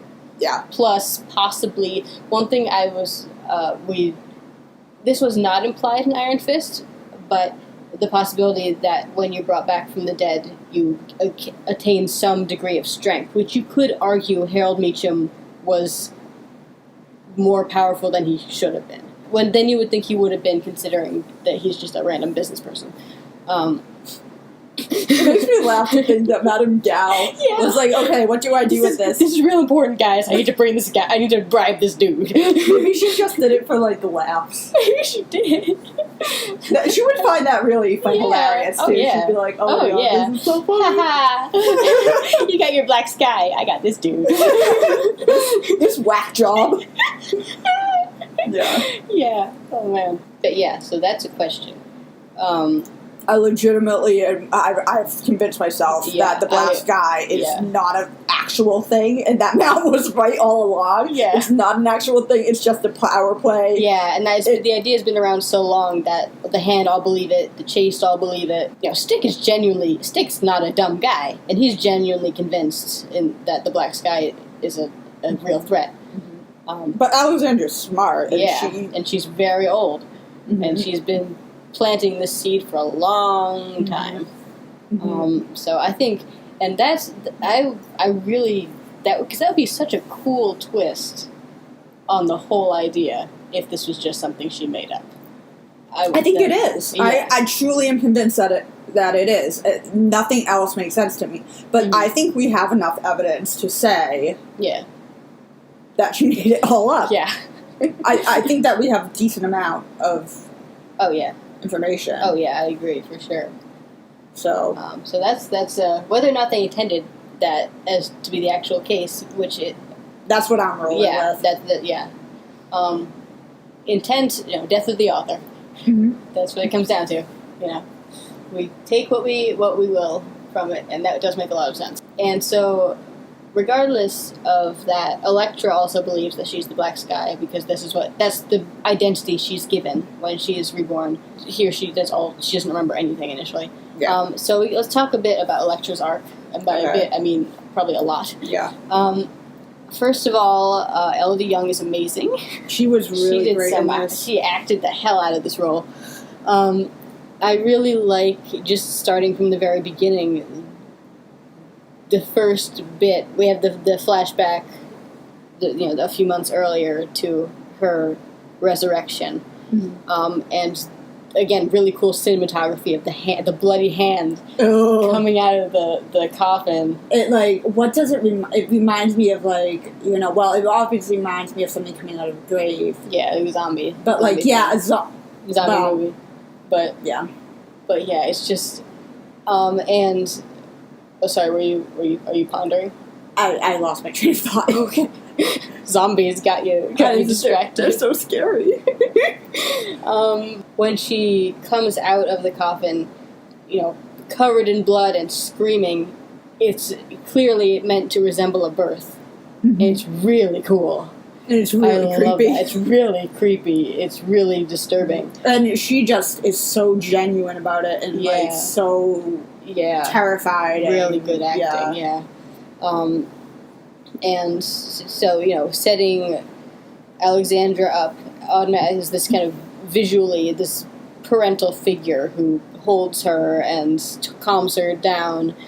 That's a really cool progression of their first scenes together, of Elektra kind of relearning how to speak and struggling with, who she is, and Alexandra talking to her. It's really their interactions and their relationship is really interesting and unique, and particularly in the early scenes where Alexandra is just kind of extremely doting and straightforward and focused on her, and Elektra is just so completely lost and confused and kind of. She's presented as a child who's relearning everything. Mm-hmm. It's just a really neat, just kind of a neat writing, just well acted, just really really interesting, I think. And it's interesting because I was like, oh my god, are they gonna follow through with Harold Beecham's zombie walk? But they actually do that. The progression of her coming back to life. Yeah, exactly what we saw with Harold Beecham. Only it didn't take him as long, presumably because he hadn't been dead as long. And also because he didn't. I mean, he was also kind of crazy nutso because he didn't have anyone around him. Well, and also the implication that because Harold, his memories came back fairly quickly and fairly completely, whereas Elektra, it takes a long time, and the implication, Alexandra says, you had other memories, but they weren't worth keeping, implying that they specifically made sure that she didn't remember Which things. Also implies that the hand had some sort of telepathic ability. Yeah. So, I mean, make of that what you will. Yeah. And I'm thinking specifically about Iron Fist, but that's off the topic. Mm-hmm. Yeah. I'm glad that we got that kind of chunk of time just, in the middle of the plot, taking the time to show us Elektra's progression back to what she is. And this kind of ultimate servitude position that she is finding herself in after she fought so hard for kind of freedom in season 2. Mm-hmm. And she has one moment of it. Yeah. And then, for all the good that does her. Yeah. Which is sad. And I like also, killer fight scenes. Mm-hmm. Just put that out there. Just in general, particularly for Elektra. I think we talked about that. And I like that the fact that the initial weapon she chooses is not the sai, which would have been really obvious. But she goes for the I don't know what they're called. The short swords, whatever. I can't remember what they're called. The Japanese short swords, which is cool. And another indication, it's kind of a symbolic indication that she's not fully herself yet, which we knew, but it's just another indication. Mm-hmm. And then at the end, when she's... Yeah, and then she eventually does take the side back. And I think going off of that, getting back her selfhood, I feel like, we were talking a lot about what to make of her behavior post-killing Alexandra. And, I mean, I think we kind of came to some agreement that it's all about reclaiming selfhood. And you know what? Whatever I do, whatever I want to do, I'm going to do it because that's me. Yeah. This is me. I'm not going to be pressured good or bad. I'm not good or bad. I am just me. Yeah, that's a really important bit. Because we get, after a certain point when Elektra, it's hard to tell the point at which she starts manipulating back, but she clearly does. It does have to do with Matt and Matt. Matt is more prevalent in Elektra's story than we would have liked here. But he is a catalyst, but she, from that point on. Yeah, so she remembers Matt, and through Matt, she remembers kind of her past life and her past struggles to a degree. And she goes to his apartment, and we have couldn't decide if it was a dream or a flashback.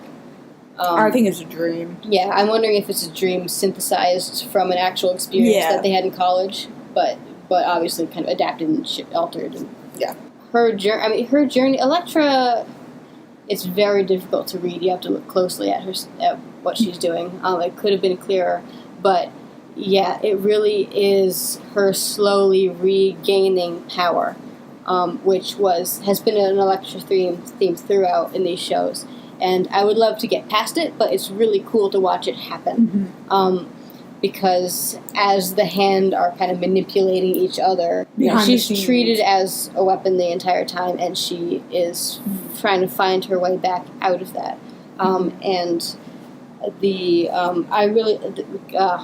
This is so difficult to kind of parse. I feel like we should provide color commentary while watching the show. Oh God! But the big moment when it's clearly obvious that Elektra. I'm not gonna remember what episode it is. It all kind of blurs together. But the bit when Alexandra tells Elektra that she's dying. That I think that is a definite spot that we can clearly point to where Elektra is. Scheming, yeah. Because she's like, oh, well, great.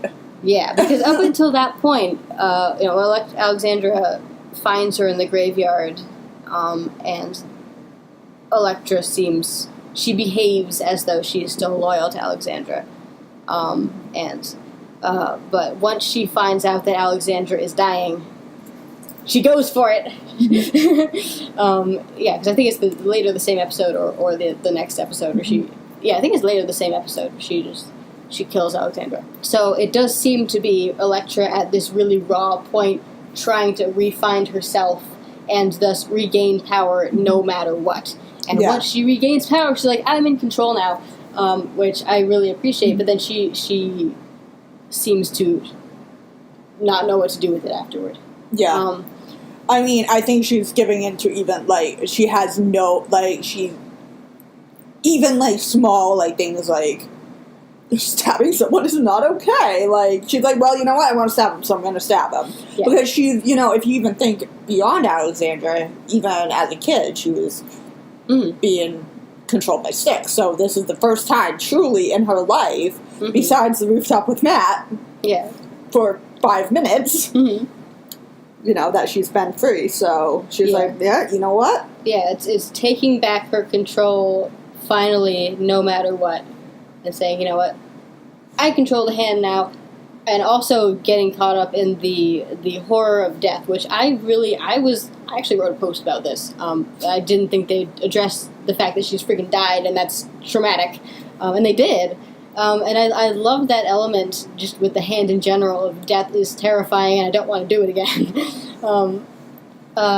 So I liked that element. And just Elektra taking control of the Hand, that was just a super cool moment. Regardless of what happens afterwards, that was a beautiful moment. Yeah. And then saying, obviously I don't care about the Hand, I just don't want to die again, and I want to live my own life. So there are a lot of this is a really kind of a muddled, very difficult to read Elektra arc. It's very much an Elektra rebuilding, and it's re-finding Elektra and not developing Elektra further, which is interesting. And presumably she's still alive. I do not. She's definitely still alive. She's still. Don't even speak further. She's still alive. There was no body. There we go. Yeah, there was no body. There was no body. We didn't see a body. So, I wonder if this is a setup for her own show. That would be the dream. That would be the dream. I mean, I don't think we're going to see her in season 3. No. I kind of hope not. I kind of want Matt to go in his own path, and I think Elektra's been... Elektra needs to go her own path, too. She's way too tied to Matt right now. Yeah, which is the big problem. I mean, I think she could have her own place in the Netflix MCU, but... Yeah, but I think the really, really good Elektra moments are Elektra's arc of... I mean, she does get there. She does get where I wanted her to get, which is I know who I am, I don't care what you think of me. We get really great lines when she's fighting Matt at the end. You're Elektra Nachos and you've never been anyone's slave. That's nice, Matt. Whatever. And Elektra says, I appreciate the sentiment, but I know who I am. That was good, and then I don't care about good or bad. The truth is I've never felt more whole, more alive than right now. And that Elektra... those are what I wanted. Those are really good lines. And then it gets a little bit confused because she seems stuck on Matt. It gets a little confusing. And we were kind of justifying it as there's a lot going on with her, and she is just plunged right in, and she's still processing a lot of stuff. There's a lot of raw emotion and raw impulses. She's free, but she also... wants to further explore the relationship with Matt that she didn't get to, but those are just kind of colliding, and Freud would have a please no. He'd give her some cocaine. There we go. You know that Freud gave his clients cocaine. That doesn't surprise me. To loosen them up. That doesn't surprise me. It worked. Oh boy. But it does get a little bit... I wish her plot was not Matt reliant. I really wish it wasn't, particularly at the end, where she says, maybe we'll die, but at least we'll be together. That doesn't seem to fit with that her already arc. happened as well. Yeah. So it's a little bit... it's a little bit hard to follow. And we can only hope and assume that she is still alive so that she will get the full arc and land her where she should be, or where she is in the comics, where I would like her to be, which is I am who I am, I don't care, whatever. Oh, because this person please pay me. Yeah, essentially. So Elektra went some really interesting places in this season. Not all things that I wanted, but at least it was interesting. It was an interesting look at her character. The fan that I am, I really appreciated the little flashback to college or college era Elektra talking to Stick about Matt. Just as another look at their relationship. And I would like to talk a little bit about Stick, if I may. I guess. So Stick, moment of silence. Thank you. So Scott Glenn killed it. I'm going to sorely miss Stick. He's probably dead permanently. Probably. Probably. You never know with Stick. He didn't die in the preferred way, which would have been exploding. But he's been super fantastic in all of these shows. My dream Stick. And he was really good in this. Better than Brick. British Stick from the Elektra movie. No, thank you. So wonderful. In this show, we got another look at... First of all, his interactions with Danny, which I was super excited about, and the hints that we saw with Madame Gowan from the last season of the hand in the chaste being respectful toward the Iron Fist legacy. Obviously, Stick in his own way. Like he says, straight face, I serve Kunlun and the Iron Fist, but he also has one of my favorite lines in the entire show, which is, I wrote it down. The immortal Iron Fist, living weapon and protector of the ancient city is still a thundering dumbass. So he's met an Iron Fist before. Either that or... I mean, yeah, maybe. It's hard to read that, but I love that line. Orson. Imagine Stick encountering Orson. Oh my god. That would be terrifying. Yeah. So that was Stick's interactions with Danny were really cool. I mean, Stick's interactions with everybody, but just his connection to the Iron Fist mythos is really cool. But also his interactions with Matt. I love him coming in and Matt just going, "Oh, you gotta be kidding me." And Matt's just face throughout the entire scene. Yeah, everyone else is like, "Whoa, who is this guy?" And Matt's just like, "Ugh, not again."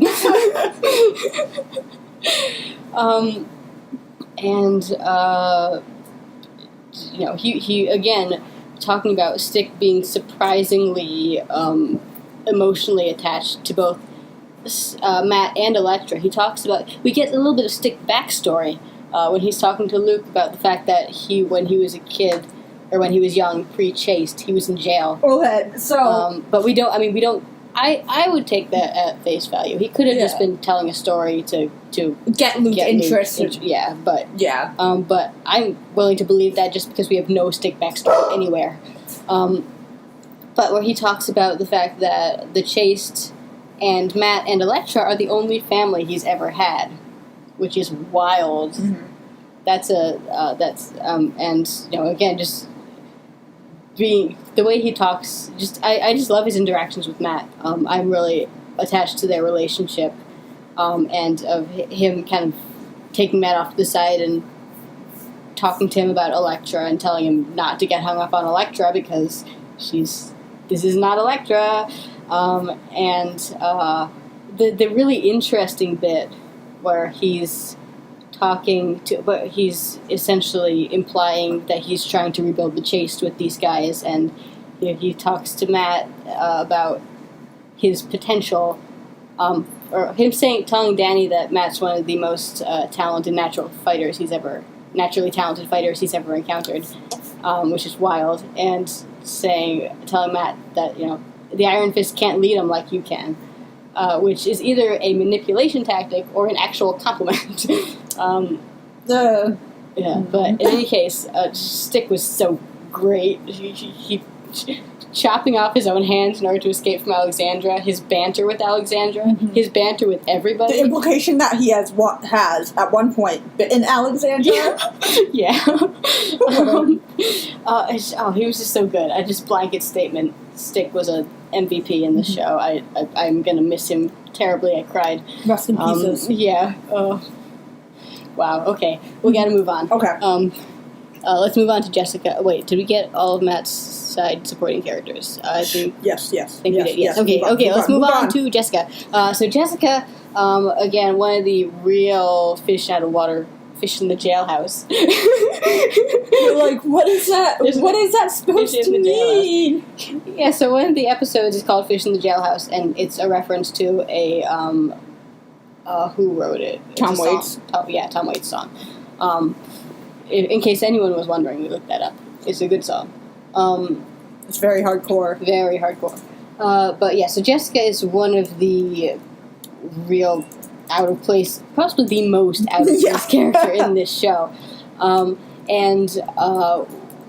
We did sacrifice a little bit of her character arc in regards to the fact that she's just been through something really, really horribly traumatic throughout her entire the entire first season of her show.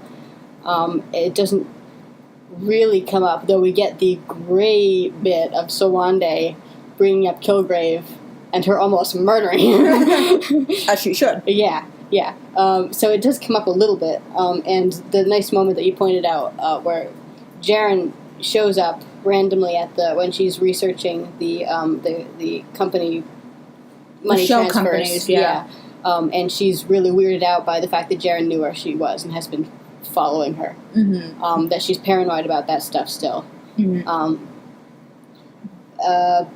And also, obviously, the aftermath of her becoming more well known, of Alias Investigations becoming more well known, and of her struggling with her identity as a superhero. You know, don't say the H word. So we get that. Mm-hmm. We also get, you know, I think it's interesting that we don't get, like, her stuff about her murdering someone. Like, we get a little bit. Yeah, Misty mentions it and Matt mentions it. But it's not, and I'm actually kind of glad it's not.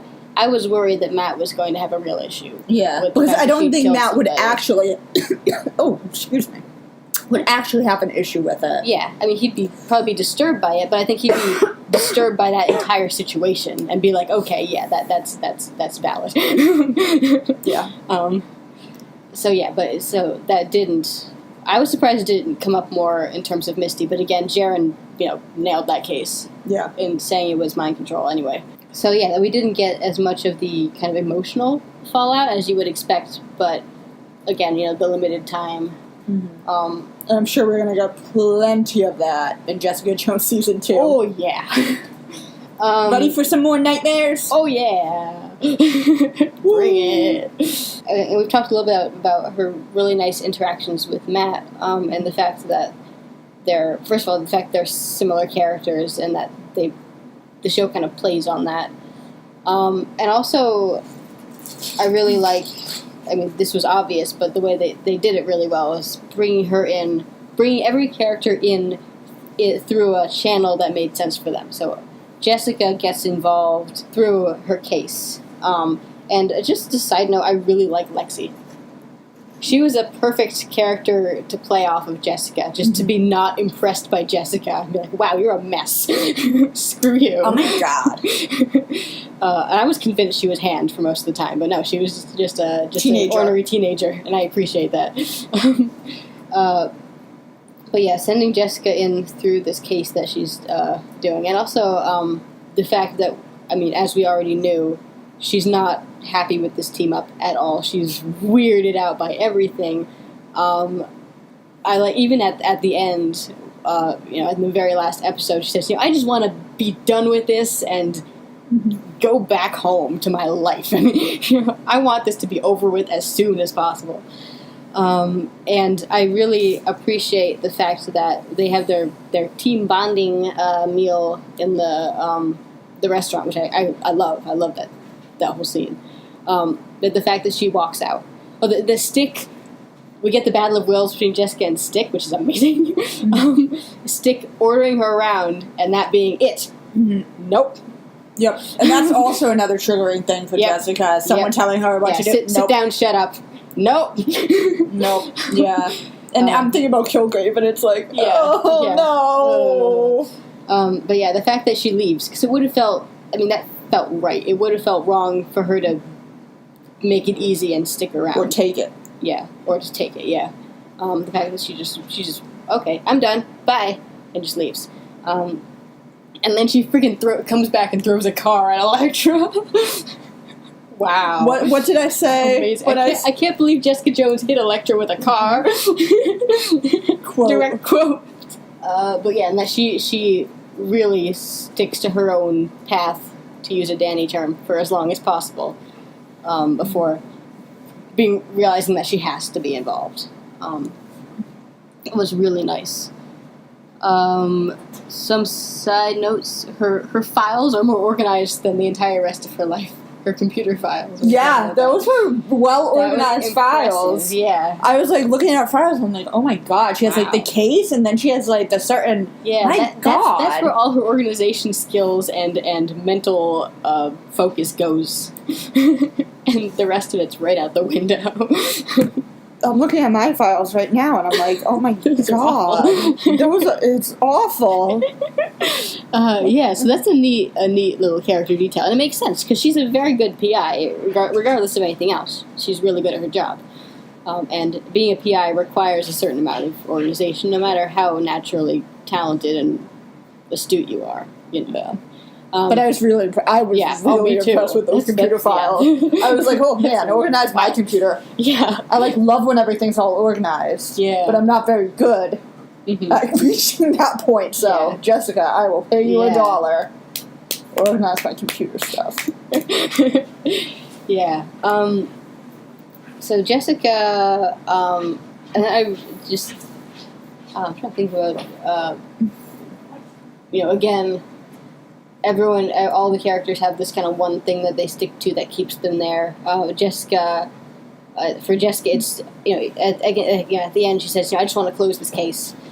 That she has been hired to do this thing and she's doing it. And obviously she does get attached to a certain degree. She already likes Luke, but she gets a bit attached to Matt and Danny, as much as she would not admit it.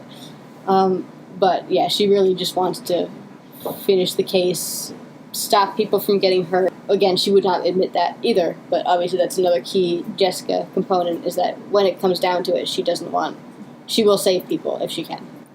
I also really liked Jessica having that moment. I mean, it was kind of a funny moment, but Jessica having that moment at the end of walking out of the elevator by herself and being like, whatever, guys. I like that. I enjoyed that. I enjoyed the term Kung Fu Party. Yeah, the Kung Fu Party. I want to have a Kung Fu Party. Me too. That sounds like fun. That does sound like fun. And also we got, of course, her interactions with Luke, which were kind of as awkward as you would expect, but they do get that nice moment at the end where they talk a little bit about their past and how maybe both of them should have behaved a little bit better, and how Luke says maybe we should you have a friend in Harlem, we can talk. And of course Jessica says maybe we could get together and have coffee. I can't remember I think that euphemism is just introduced in Luke Cage. But anyway, he just kind of leaves. He's like, nope. But yeah, so I like that we got a little bit towards something like closure for them, or at least a new thing moving forward. So yeah, let's. Trish, real quick. Trish did more of the investigative stuff than Karen, which was surprising. Yeah. But it was a cool Trish thing. A lot of her, her conversations, again, like in Jessica Jones, about Jessica owning her superhero career and actually, giving Jessica advice on how to actually live a normal life. And, hey, maybe you should answer your phone and fix your sleep schedule and interact with humans. Take some cases so that people will pay you. I love the running joke of her car, almost getting towed and then just falling into the hole. I appreciated that. So Trish was fun. We got to see a little bit of her show, I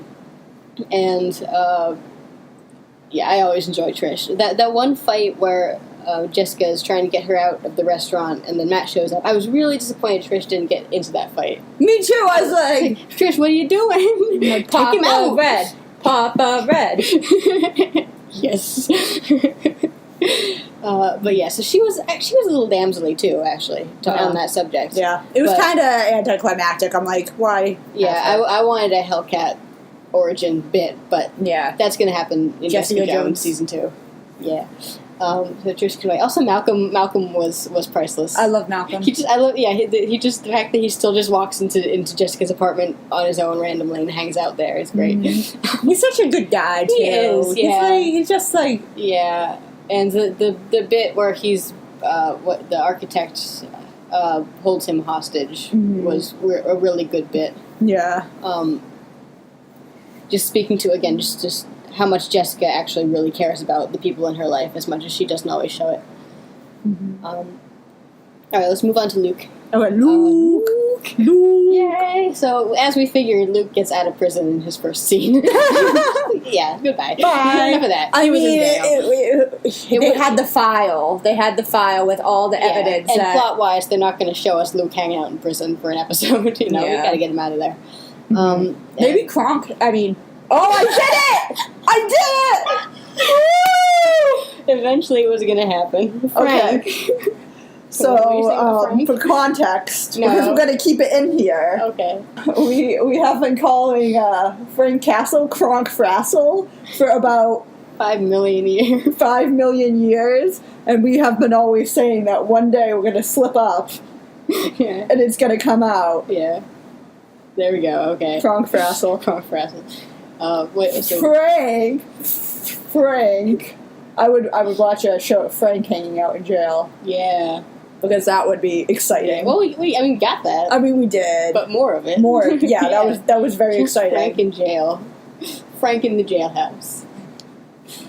He would enjoy that. He would, yeah. It would be a party. Like a party. But yeah, so Luke gets out of prison. He didn't get into a single fight, which is not at all surprising. Again, we have this characterization for Luke is extremely different than his characterization more in the older comics particularly, but even in the more recent comics, he still maintains that he's got a temper and he's no nonsense. I mean, and he's really mellow in the show and compared to how he is in the comics. Mm-hmm. He has the same kind of thoughtfulness that he has in the comics, but they have taken out his aggression, which I think is a factor of him being an African-American character and avoiding stereotypes. Mm-hmm. Especially African-American male character. Yeah. Oh, yeah. So, yeah. So I don't mind it. I love this version of him. I really enjoy him. He's great, yeah. It's very cool. Yeah, so he gets out of jail and resumes his relationship with Claire. We'll talk about Claire a little bit at some point, maybe. Maybe.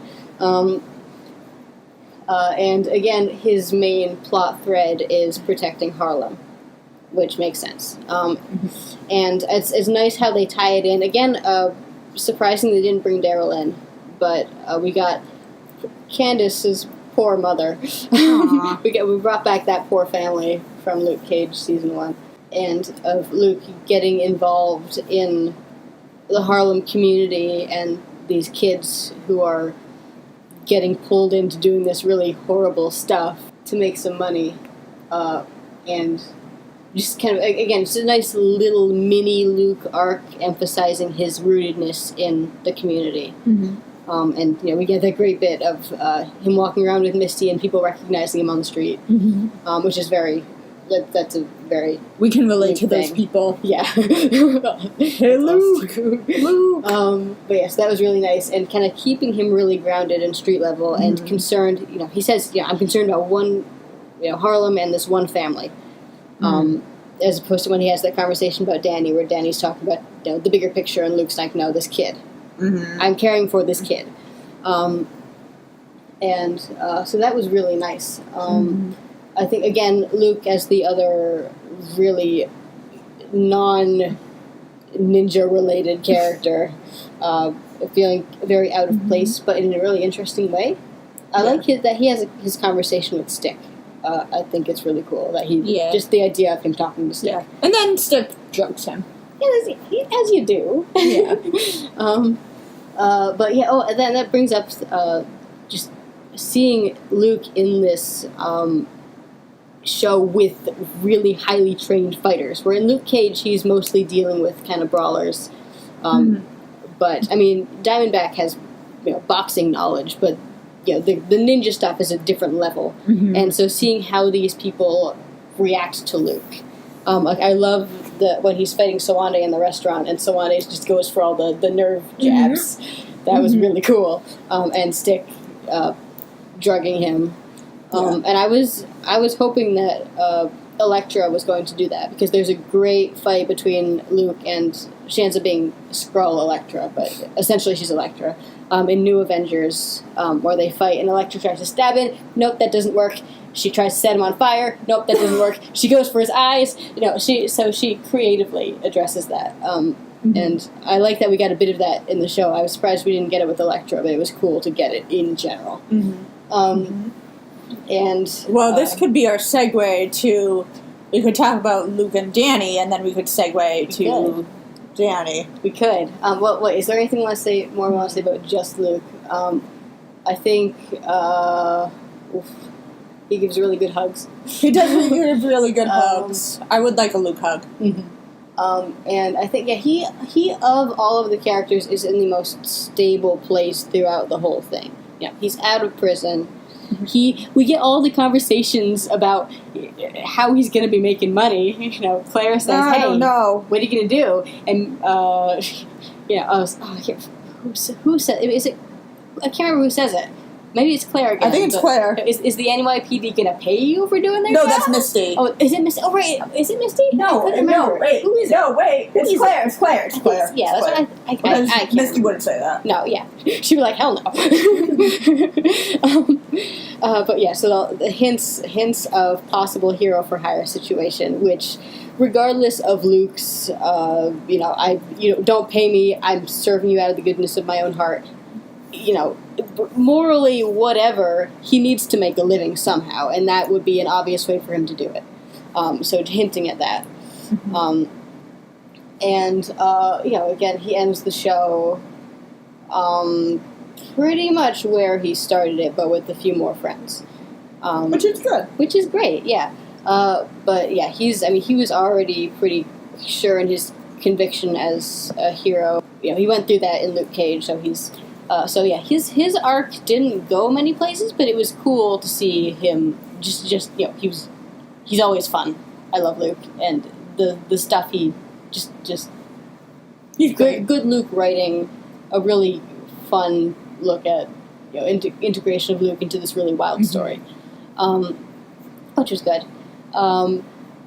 Should we? I think before we segue into Luke and Danny, because that's going to go places. Okay. We should talk a little bit about Misty. Oh yeah, Luke's supporting Carol. Let's talk about Claire here. Whatever. Claire, when Claire's good, she's really, really good.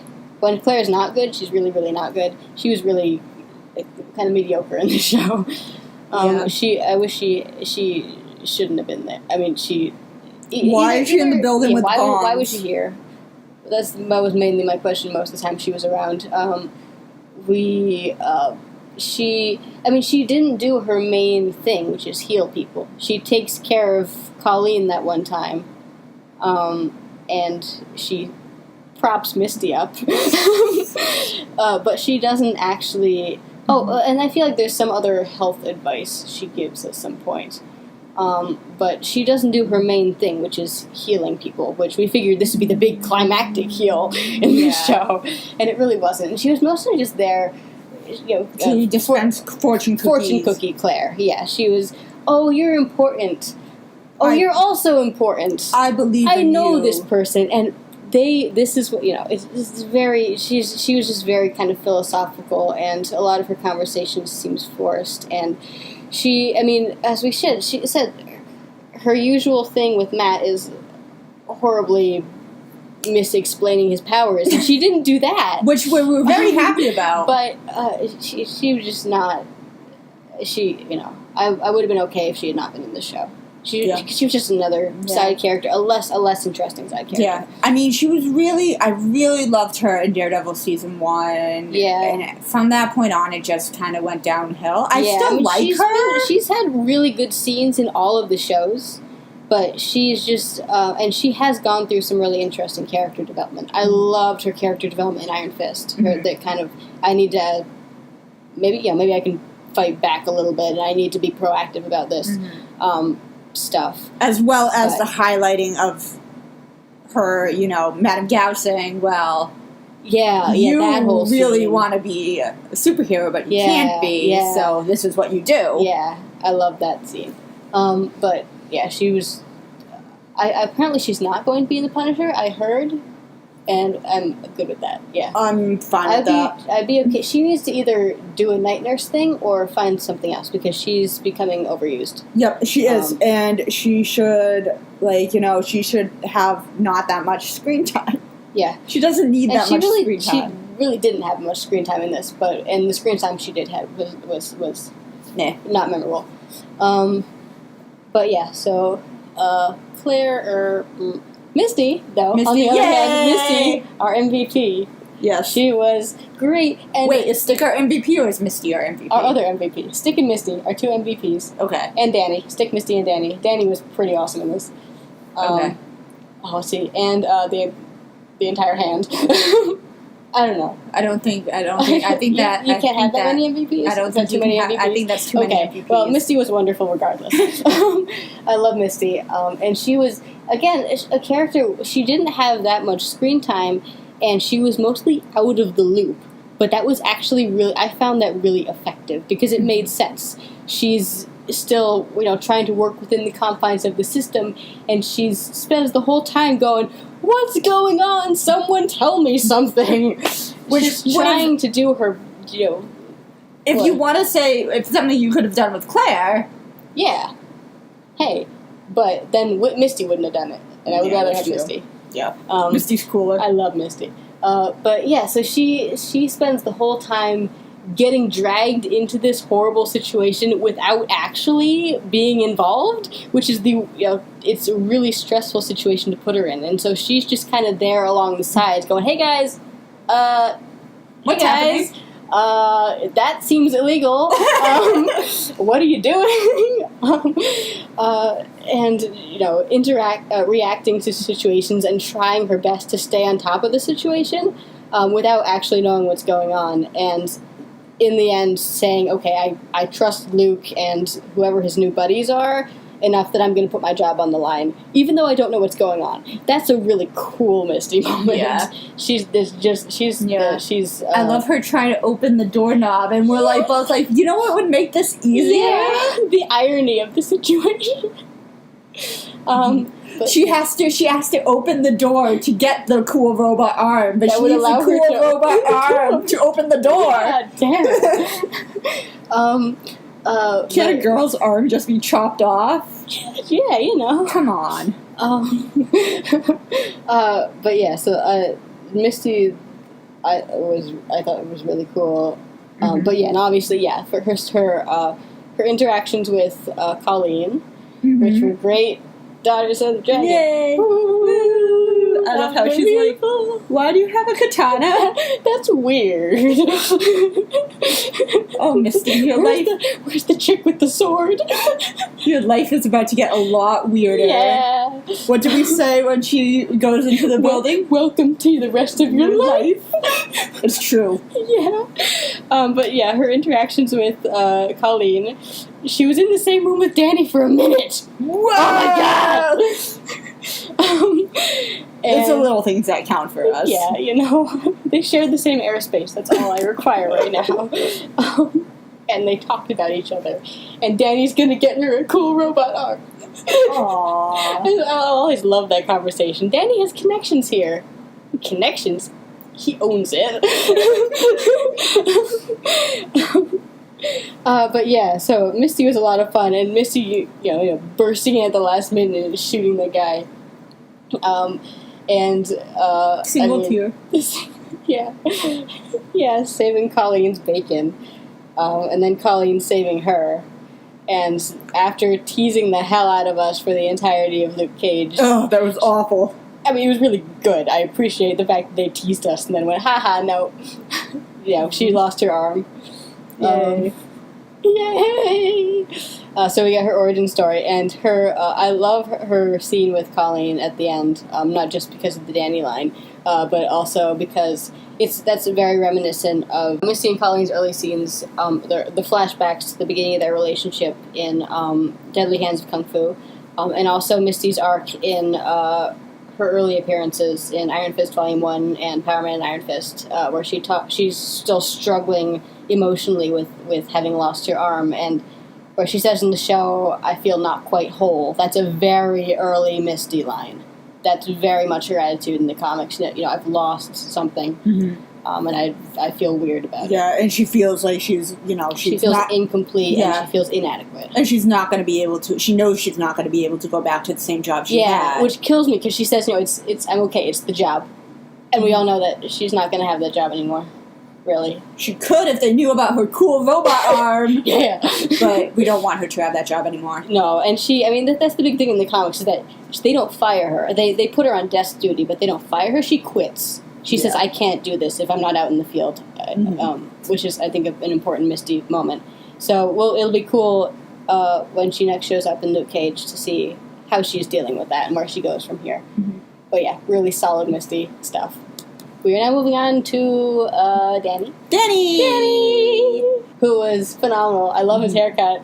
Yeah, his haircut looks good. His haircut is great. I did really like the floofy hair, but he looks even more like Danny than he ever did before here. Absolutely. It's amazing.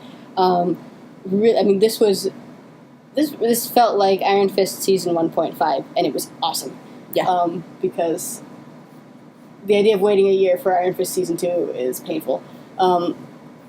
But it was really cool. I mean, we've talked a lot about hand stuff in relation to Kunlun and Iron Fist Legacy. Yeah. We've also mentioned how awesome that opening scene was. Yeah, the really good opening scene. And also Danny's flashback thing on the plane was really good. And Danny's guilt. He says at one point, it's about fault. This is my fault. And he's working through the stuff from Iron Fist. That colors a lot of how he behaves in the show. Because again, we have this other city. It's not a place he's not as attached to New York, at least in the beginning, as he is to Kunlun. But it's still this other place that's being threatened by the Hand, and he's like, okay. This time I got it. Yeah. And then it's like especially interesting when they're trying to prevent him from being in the field. Yes. And I think that would have happened pre-Kunlun, because definitely. he's the Iron Fist. This is his duty. Yeah, he's a warrior. He fights. He's going to do it. Yeah. It's like, if you go into work and someone's like, nope, you're not going to do your job. Yeah.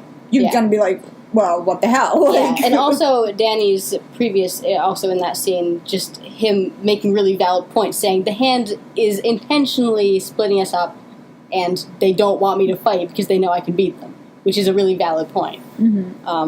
So just the idea of him saying, you guys don't understand, and just Danny's status as someone who really knows what's going on, or who knows more of what's going on than anyone else, apart from the people directly involved. Yeah.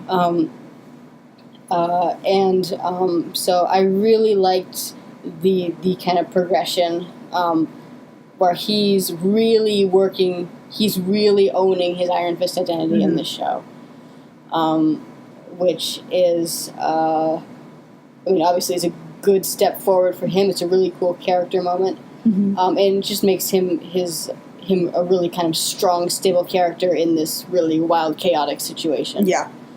Where he's going through all this stuff, and he's really easily goaded. The Hand keep getting at him by mentioning Kunlun, but he's still... And I love it. He's still kind of dedicated, yeah. Like, ha-ha, Iron Fist. Boo. And they still respect him, which is really cool, because they respect Kunlun to a degree, and they're like, hey. But he's still more focused in his duty than ever, and that keeps coming up. And we were talking about, I don't think we've mentioned this yet, but his fight with Elektra at the end, and you have these two weapons with conflicting attitudes toward being weapons, or Elektra saying that, what's the line? Unlike you, my master taught me loyalty. That's why you're still chained to your master. This idea that of duty versus servitude. That Danny is devoted to doing what he's supposed to do as the Iron Fist. Obviously, for obvious reasons, and that he feels like a failure, and he's trying to redeem himself and to prove his worth.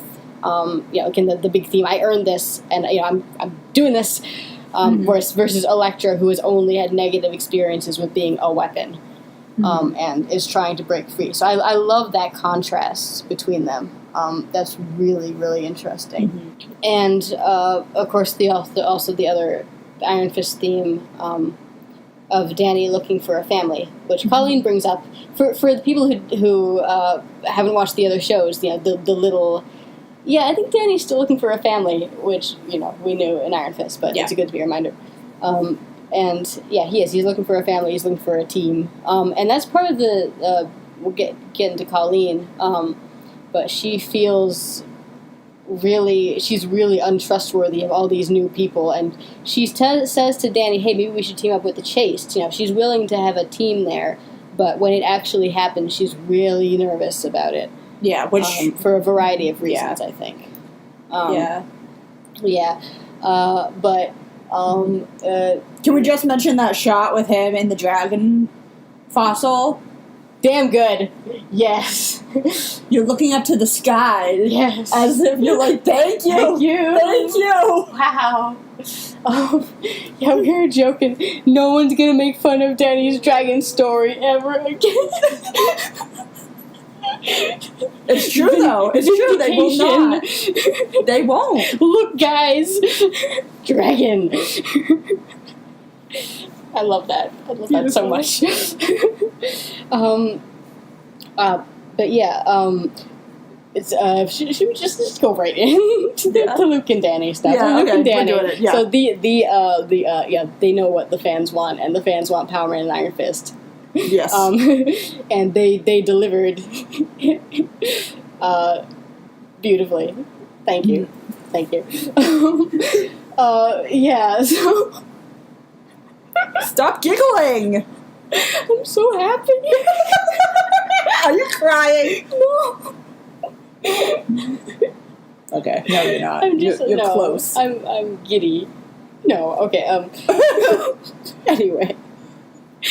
Yeah. So obviously the big anticipated. I mean, Misty and Colleen obviously very much, but Luke and Danny even more so. Yeah. Like that's the relationship in the show. Yeah. And they did it really beautifully, I think. The best thing Claire did in the season was introducing Luke and Danny. Yeah. Oh yeah. But yeah, I think I really like. So I don't.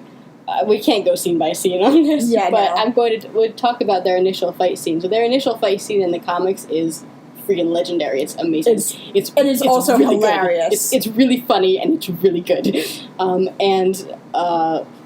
It's obviously this is toned down. In the comics, Danny freaking sucker punches Luke across a street, and then he goes into an abandoned building and it falls on top of him. Like it's abandoned major, because we can't have any actual. Yeah, you know.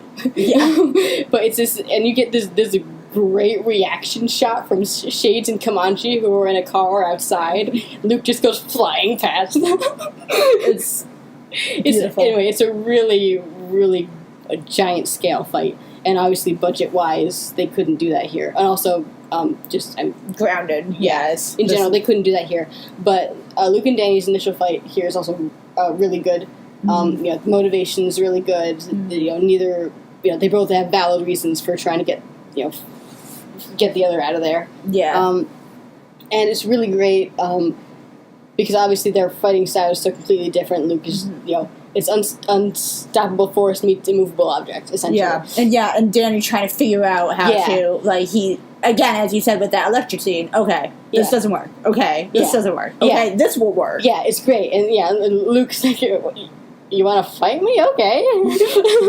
And he just stands there, and Danny goes at him, and Danny, that one bit where Danny just starts dodging. Yep. That is them. That's uses That's his it. Redirection. Yeah, and he redirects his gets weight. to Luke. Yeah. That's essential core. That is their how they fight each other. Where Danny is untouchable and Luke just kind of is unbreakable. Yeah. And then Danny sucker punching him, and then that bit right after the fight where they're both just kind of looking back. Like, whoa! Wait a minute! What just happened? But yeah, and then we can go into their initial meeting where they're super confused about each other, and it's really endearing. Yeah. But their conversation where they're, I was really, really nervous when they mentioned this the conflict between them, the kind of class conflict, because that's not a thing with Danny. He's a billionaire, but he's not. He's a guy who happens to have money that he's like, okay, this money is here. He has no idea what to do with it. Yeah. He buys a yacht. Yeah. He doesn't have the billionaire attitude. He's not interested in money. And it does. This is a thing that does come up in the comics where Luke's like, that's. You're coming from this place, but you have to understand that. Yeah, and Danny will offer Luke money in the comics. He's like, you're my best friend. Anything I have is yours. And Luke's like, hell no, I'm not taking money from you. I want to do this on my own. Danny doesn't quite get it. Danny doesn't get it, and there's this fundamental misunderstanding. But in the show, it's. But I mean, you can't take that too far because obviously, Danny's not your typical rich guy, and Luke likes him for a reason. Mm-hmm. But in the show, I really liked how they did it, where it's really focused in on the specific situation. Yeah.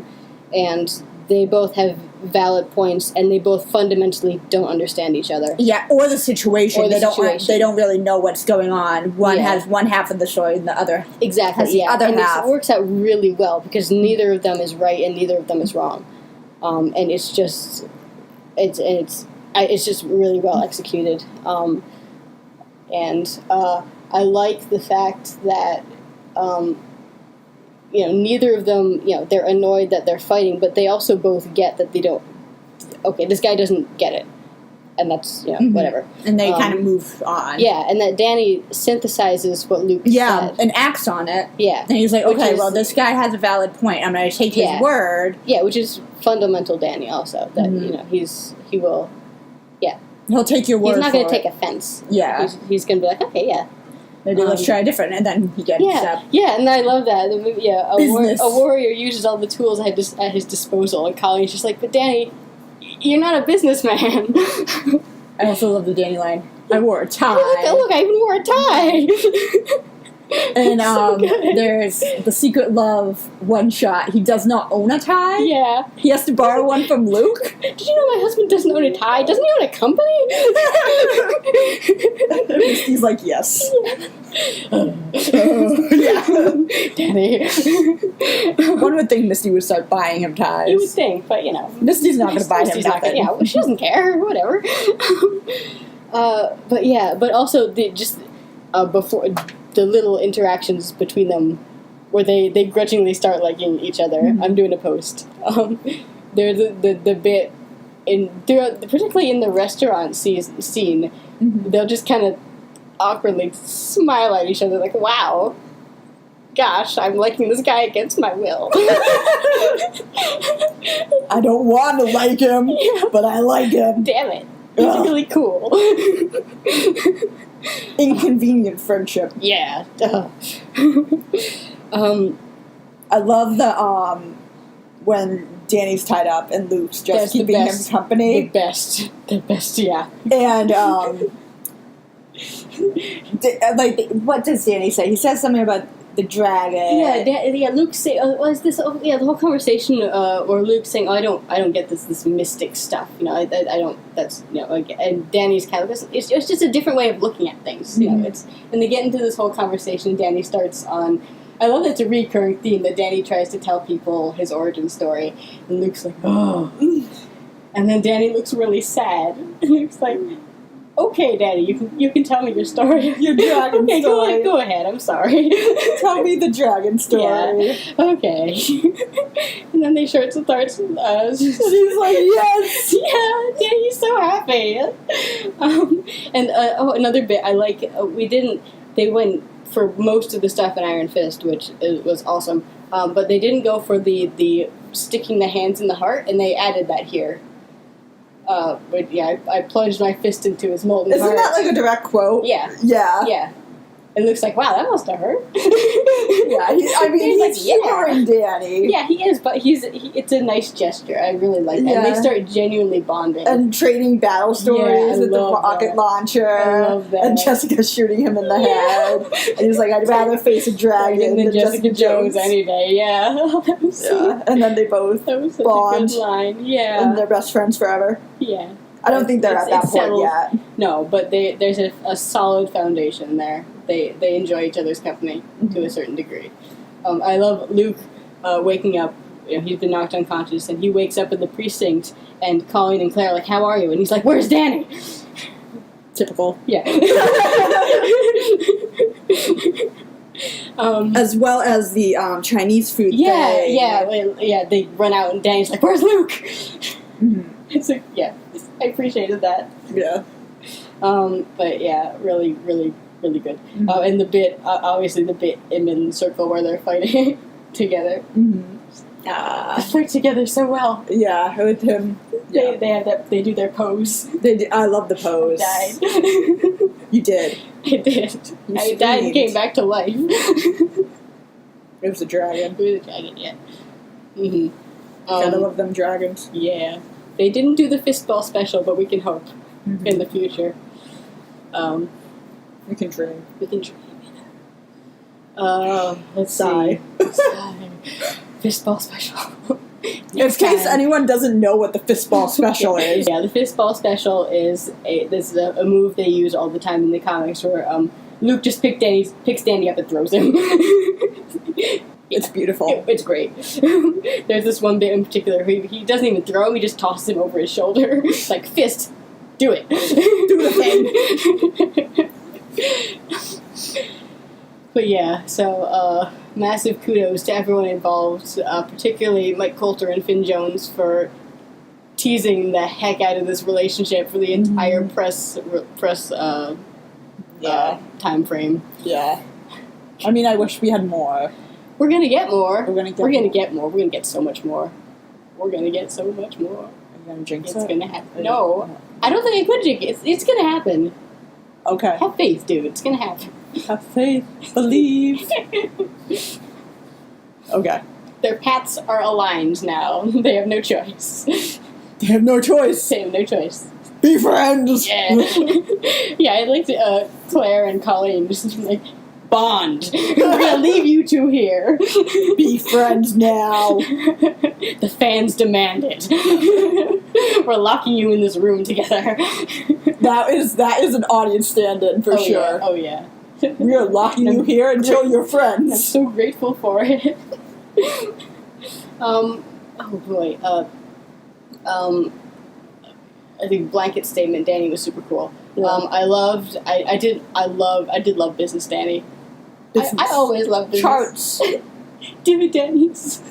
Business. Shareholdings. I love how he obviously had no idea what he was talking about too. Yeah.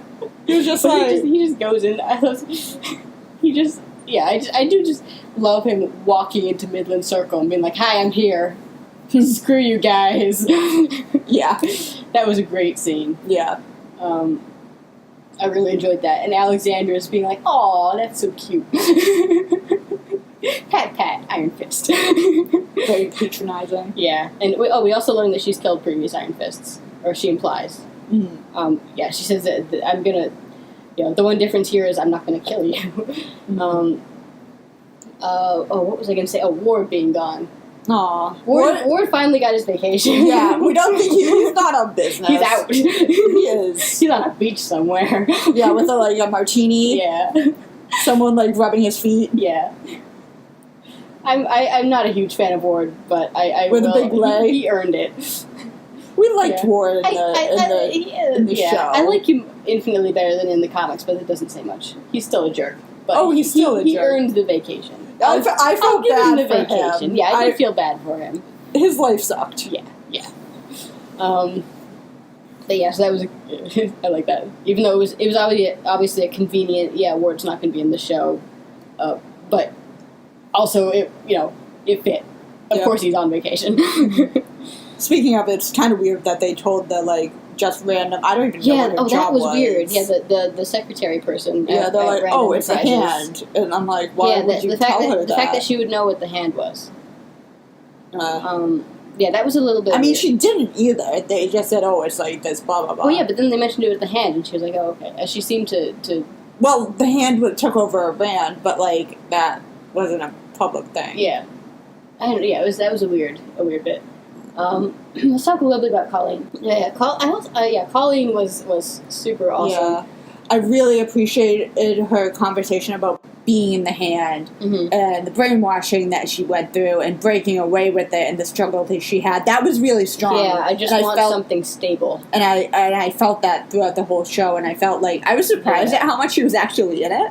Yeah, but I loved it. And she was at the beginning. She was surprisingly chipper. She was very chipper. Yeah, maybe. She's like, okay, Danny, let's keep moving. She might have, but I think it's compensation. Yeah. But it was really endearing also. Yeah. But yeah, she was really cool. That just the fact that she's aimless, and she's lost her family. She's lost her most of her identity. And she really just has Danny at this point. And then Danny starts hanging out with these people she doesn't trust. So that's really disturbing for her. Plus the fact that she keeps getting sidelined. Everyone, she's put in the police precinct. First of all, Bakuto comes back. That's a hell of a psychological blow right there.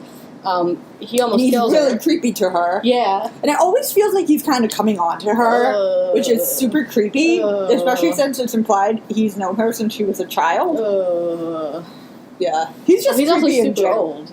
He's centuries old. No, yeah, I mean, it's creepy. Yeah. He's a creepy guy in general. I really enjoy Bakuto. He may be the cool hand, but he is creepy as heck. So Bakuto coming back, him almost killing her the first time, Danny going off with these other people, her getting stuck, in protection at the police precinct as if she can't protect herself, which she makes clear to Misty. She's like, I can take care of myself, give me my sword back. And then at the end, everyone's saying, Colleen, you shouldn't, when she goes with them, everyone being uncomfortable with her being there, hits a lot of Colleen themes, actually, being underestimated, which came up a lot in Iron Fist. Yeah. So Colleen went through a lot of emotional difficulty in the show, which was cool. I really enjoyed that, and also her kind of taking charge at the end with blowing up the building. Yeah. And she also kind of, in that moment, is a stand-in for Danny as the person who is determined to take down the hand no matter what, and knows what's going on. Yeah. To kind of say, guys, maybe blowing stuff up is not great, but we need to do this because it will take down the hand. So that was neat. And just her fight with Bakuto interspaced with the other three's fight with the hand. Her fight with Bakuto was almost more compelling. Yeah. Oh, for sure. Especially when they started playing that music. That was in the later. Oh, that was okay. Yeah, this was the fight in the parking garage or whatever that was, which was also a cool fight. But yeah, Colleen's fights with Bakuto, both of them, were really good. Bakuto's an enjoyable character. Colleen's an enjoyable character, and their dynamic is really intense and interesting. And the fact that she saves Misty, and then she ends up getting to kill Bakuto, which is really nice. Which we figured, but it was still really nice. So again, she gets to. She got the ward situation. She got to kill someone she hates twice. But yeah, so really good use of Colleen. I'm really excited again to see where she goes from here on out.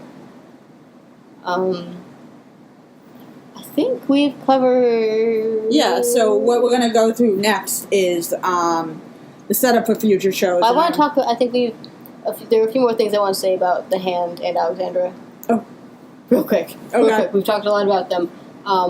First of all, I really like the fact that, first of all, the Hand characters are all really strong, including the ones who were just introduced in the show, which is impressive. Because we've had quite a while to get to all of Daredevil and Iron Fist to get to adore Madame Gao. We got Iron Fist, actually only the last few episodes of Iron Fist, but even that was enough for me to thoroughly adore Bakuto also. And I love that he's fashionably late in this show. Yeah. Our South American contingent is coming. But also, the other three are new characters. And not just new to the show, but they're not in the comics either. They're completely new. And I was really impressed that with just a few really interesting, well-developed scenes, they became really interesting characters just right off the bat, and able to compete with Bakuto and Madame Gao. If anything, I was more interested in them than because I know Madame Gao and I know Bakuto. They're more mysterious. So I loved Murakami's first scene with the freaking moon bear, with him chopping up the moon bear. That was really interesting. And the fact that I like that that Nobu was just kind of a pawn. Mm-hmm. And also that we learned that he originally just wanted to use the hand's knowledge to help people, but then he later was like... Well, I'm not, it's not clear if that was just... Because he says that wasn't actually true. He says, I wanted to leave Kunlun, I just didn't want to leave Kunlun with you. Oh. Haven't mentioned the zingers. This show is full of... We're going to make a compilation of all the zingers. Everyone was audio post. burning everybody in this show all the time. We should do that. We should. We're going to do that. Okay. But yeah, so he was really kind of cool and intriguing character. He had some really cool scenes. He fought with Tonfa, which are just cool weapons, just inherently. Yeah. But yeah, he was awesome, and I like the fact that he only spoke Japanese, which we got with Nobu also a bit. But I also met him Gao in the very beginning, but I like that. And Sawande was super cool. Yeah, I enjoyed him. He was really interesting. And I love his story. I thought this story made his death a little anticlimactic, but I also love watching Stick behead people, so it was okay. But his story about the last time he was captured by the Chaste, it was terrifying. Just, eventually this chair I'm in will become a throne. I love that line, wow. So he was really cool. And obviously Alexandra, really interesting character. I love that she's introduced at a point of weakness, that she's not, this is the bad guy. It's that we know from the right off the bat that she is extremely vulnerable, and that she's compensating for that the entire time. And then despite the fact that she's vulnerable, she still has a ton of power and is scary and formidable, and is able to keep a handle on the rest of the fingers, as it were. And just, the power dynamics among the hand, as we've mentioned, were phenomenal, really funny and entertaining and intense. Just really well written. Awesome stuff. So set up for future shows. So shows, we got to Daredevil. Okay, so Daredevil, if you haven't read Born Again yet, do it. We're definitely going to do a post about it. Probably in the Daredevil Season 3 countdown, there's definitely going to be a Born Again post, if it doesn't happen sooner. Yeah, I mean, I don't want you guys to be taken by surprise. It's going to hurt. I mean, my thought is that, Born Again, they're not going to directly adapt page for page the entire thing. No, they've never done that, and I don't want them to do that. But Born Again does end on a triumphant note. Yes. And Season 1 ended on a triumphant note, Season 2 ended in a bad point, and that's a kind of a fundamental storytelling pattern that, the hero will win a fight, lose a fight, and then win the ultimate fight. It's just the kind of that pattern. So in Season 3 we would expect a happy ending, or something close to, or not a sad ending.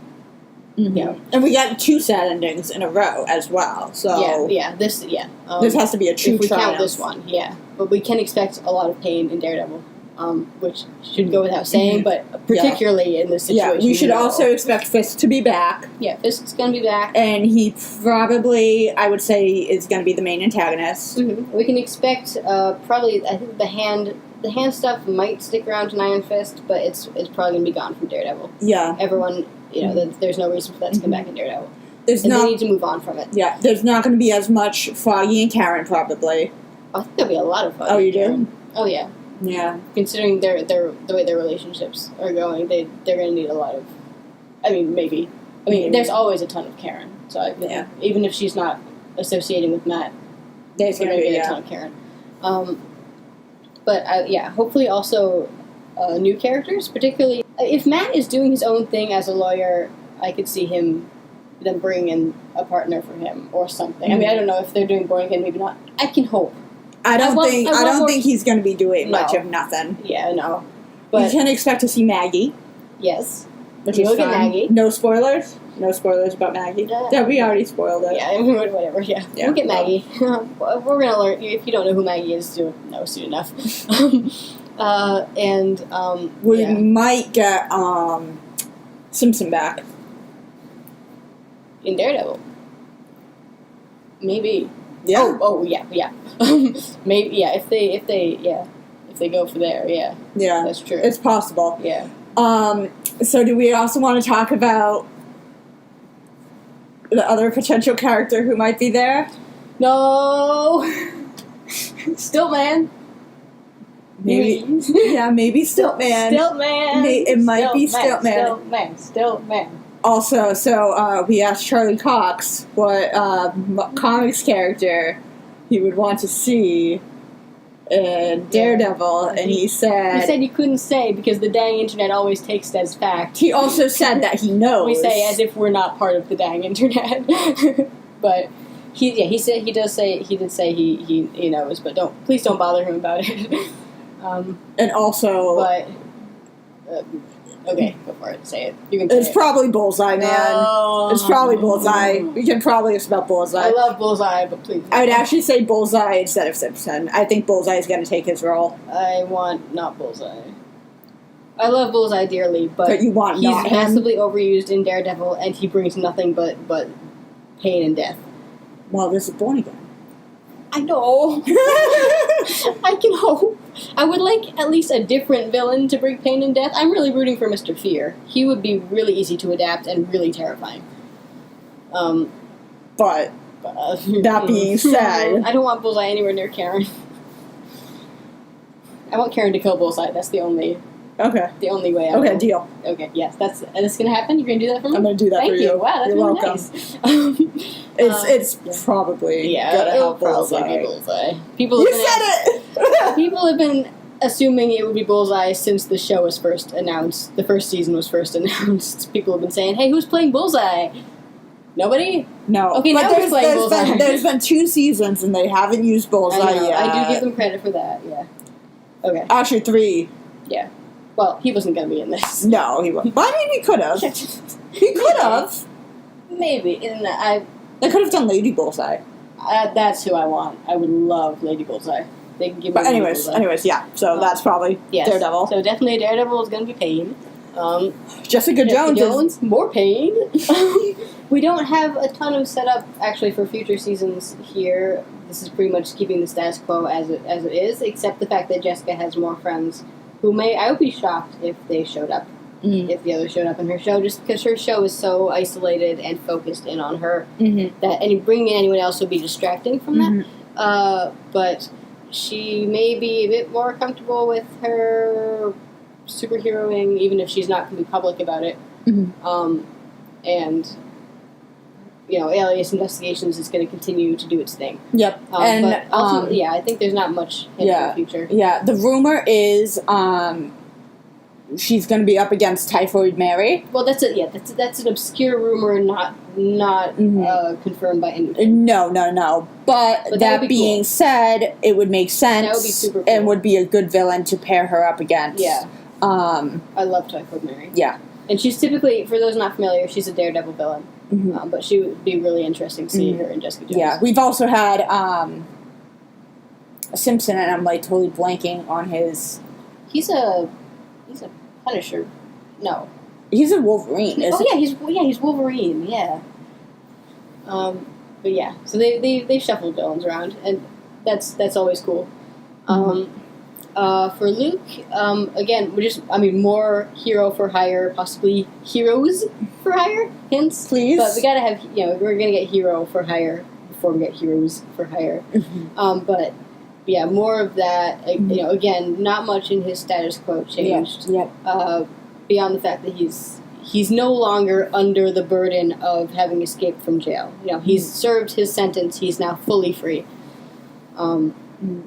We've also, there has been confirmation of Deadly Nightshade. Oh, yes. And Bushmaster. Yes. So it's going to be, exciting. I'm especially excited for Deadly Nightshade. Yeah, I love Deadly Nightshade. And it's implied as well that Mariah is going to be back. Well, we can assume that Mariah and Shades will be back.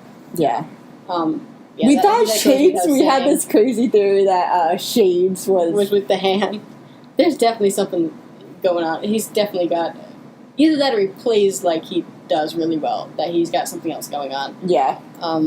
But yeah, so Luke Cage is actually... Jessica Jones Season 2 and Luke Cage Season 2 are currently in production. Daredevil is going to start production later this year. I feel like I heard something about Iron Fist. It said about October, Daredevil. Yeah, and then presumably Iron Fist shortly after that. So Iron Fist, yeah. For Iron Fist, we got I'm really rooting for a Kunlun-centric second season, as I've been saying for 1,000 years. And we've been rooting for Orson Randall. Orson Randall, yeah. So who knows where that crazy fellow is? Yeah. Maybe in California. Yeah. This. Yeah. You just got that joke.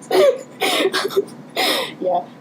But yeah. So this season had the most impact on Daredevil and on Iron Fist, particularly on Iron Fist. Just first of all, with the hand being taken down, and also us not seeing Madame Gao's body, so we can assume that she's still alive. Yep. So hopefully she'll be back. We've wondered about an Elektra spinoff. Possible. I mean, this is just that would be the dream, but yeah, we don't know. This is just our speculation. Yeah, that about would be really what would cool. make sense. Yeah, but Gao possibly being back, Danny looking into the Kunlun situation, whatever it is. Who knows? Just confirmation on that one way or the other. Colleen finally being free of the hands to a degree. At least she killed Bakudo, so that's something. Misty is going to be in Iron Fist Season 2. Woo! Yeah, which cool, is the original Iron Fist trio is Danny, Colleen, and Misty from Marvel Premiere and Iron Fist Volume 1. So that'll be a fun, nerdy team up also. And Danny and Colleen are still dating, which I'm actually surprised about. But they seem happy, so I'm happy for them. Wow. No, genuinely. No, genuinely. Okay. I'm really, you really had to justify that. I'm not. I'm a comics nerd, and I really enjoy Danny and Misty, but I also really enjoy, and I'm not Danny and Colleen, and I don't care about romance one way or the other. So I'm just happy that the three of them are going to be together. Finally, that'll be super cool to have Misty and Colleen, and Misty and Danny, and Danny and Colleen still, and I'm excited overall for everything. Yay! And maybe Luke? Maybe Luke? But in any case, yeah. And also Joy and Davos doing their revenge thing. Oh, yeah. Which I'm so excited about. Oh my god. So yeah, big stuff. This is going to have a big impact on Iron Fist Season 2. Yep. So it's exciting. And so we'll keep you updated on any news that we know. And and also please keep us updated on any news that you know, because we're mostly human and miss things.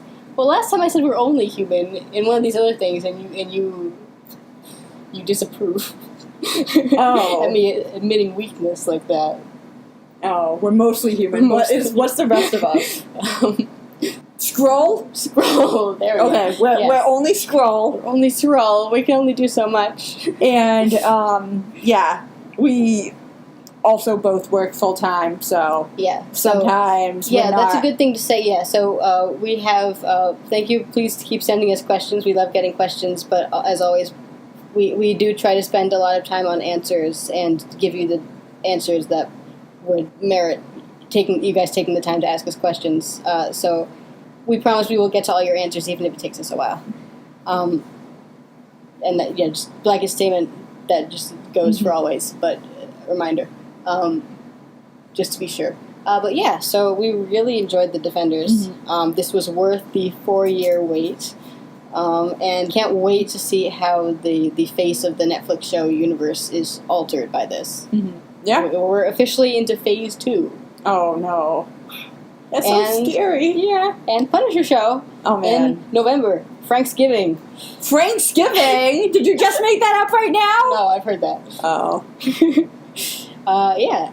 So that'll be wild and explosive and bloody and a good time. It will be a good time. Yeah, we're going to have fun. I can't wait. If anyone didn't watch Defenders to the very end, do it. There's a Punisher teaser there, and it's awesome. All right. Punisher with the Punisher! Yay! So we almost certainly forgot to mention stuff, but... that's what the inbox is for? Yep, that's what the rest of the blog is for. So, thank you for listening, and... this is NPR Public Radio. Yeah. We'll see you back with the Punisher in few months. All right. All right, bye. Woo.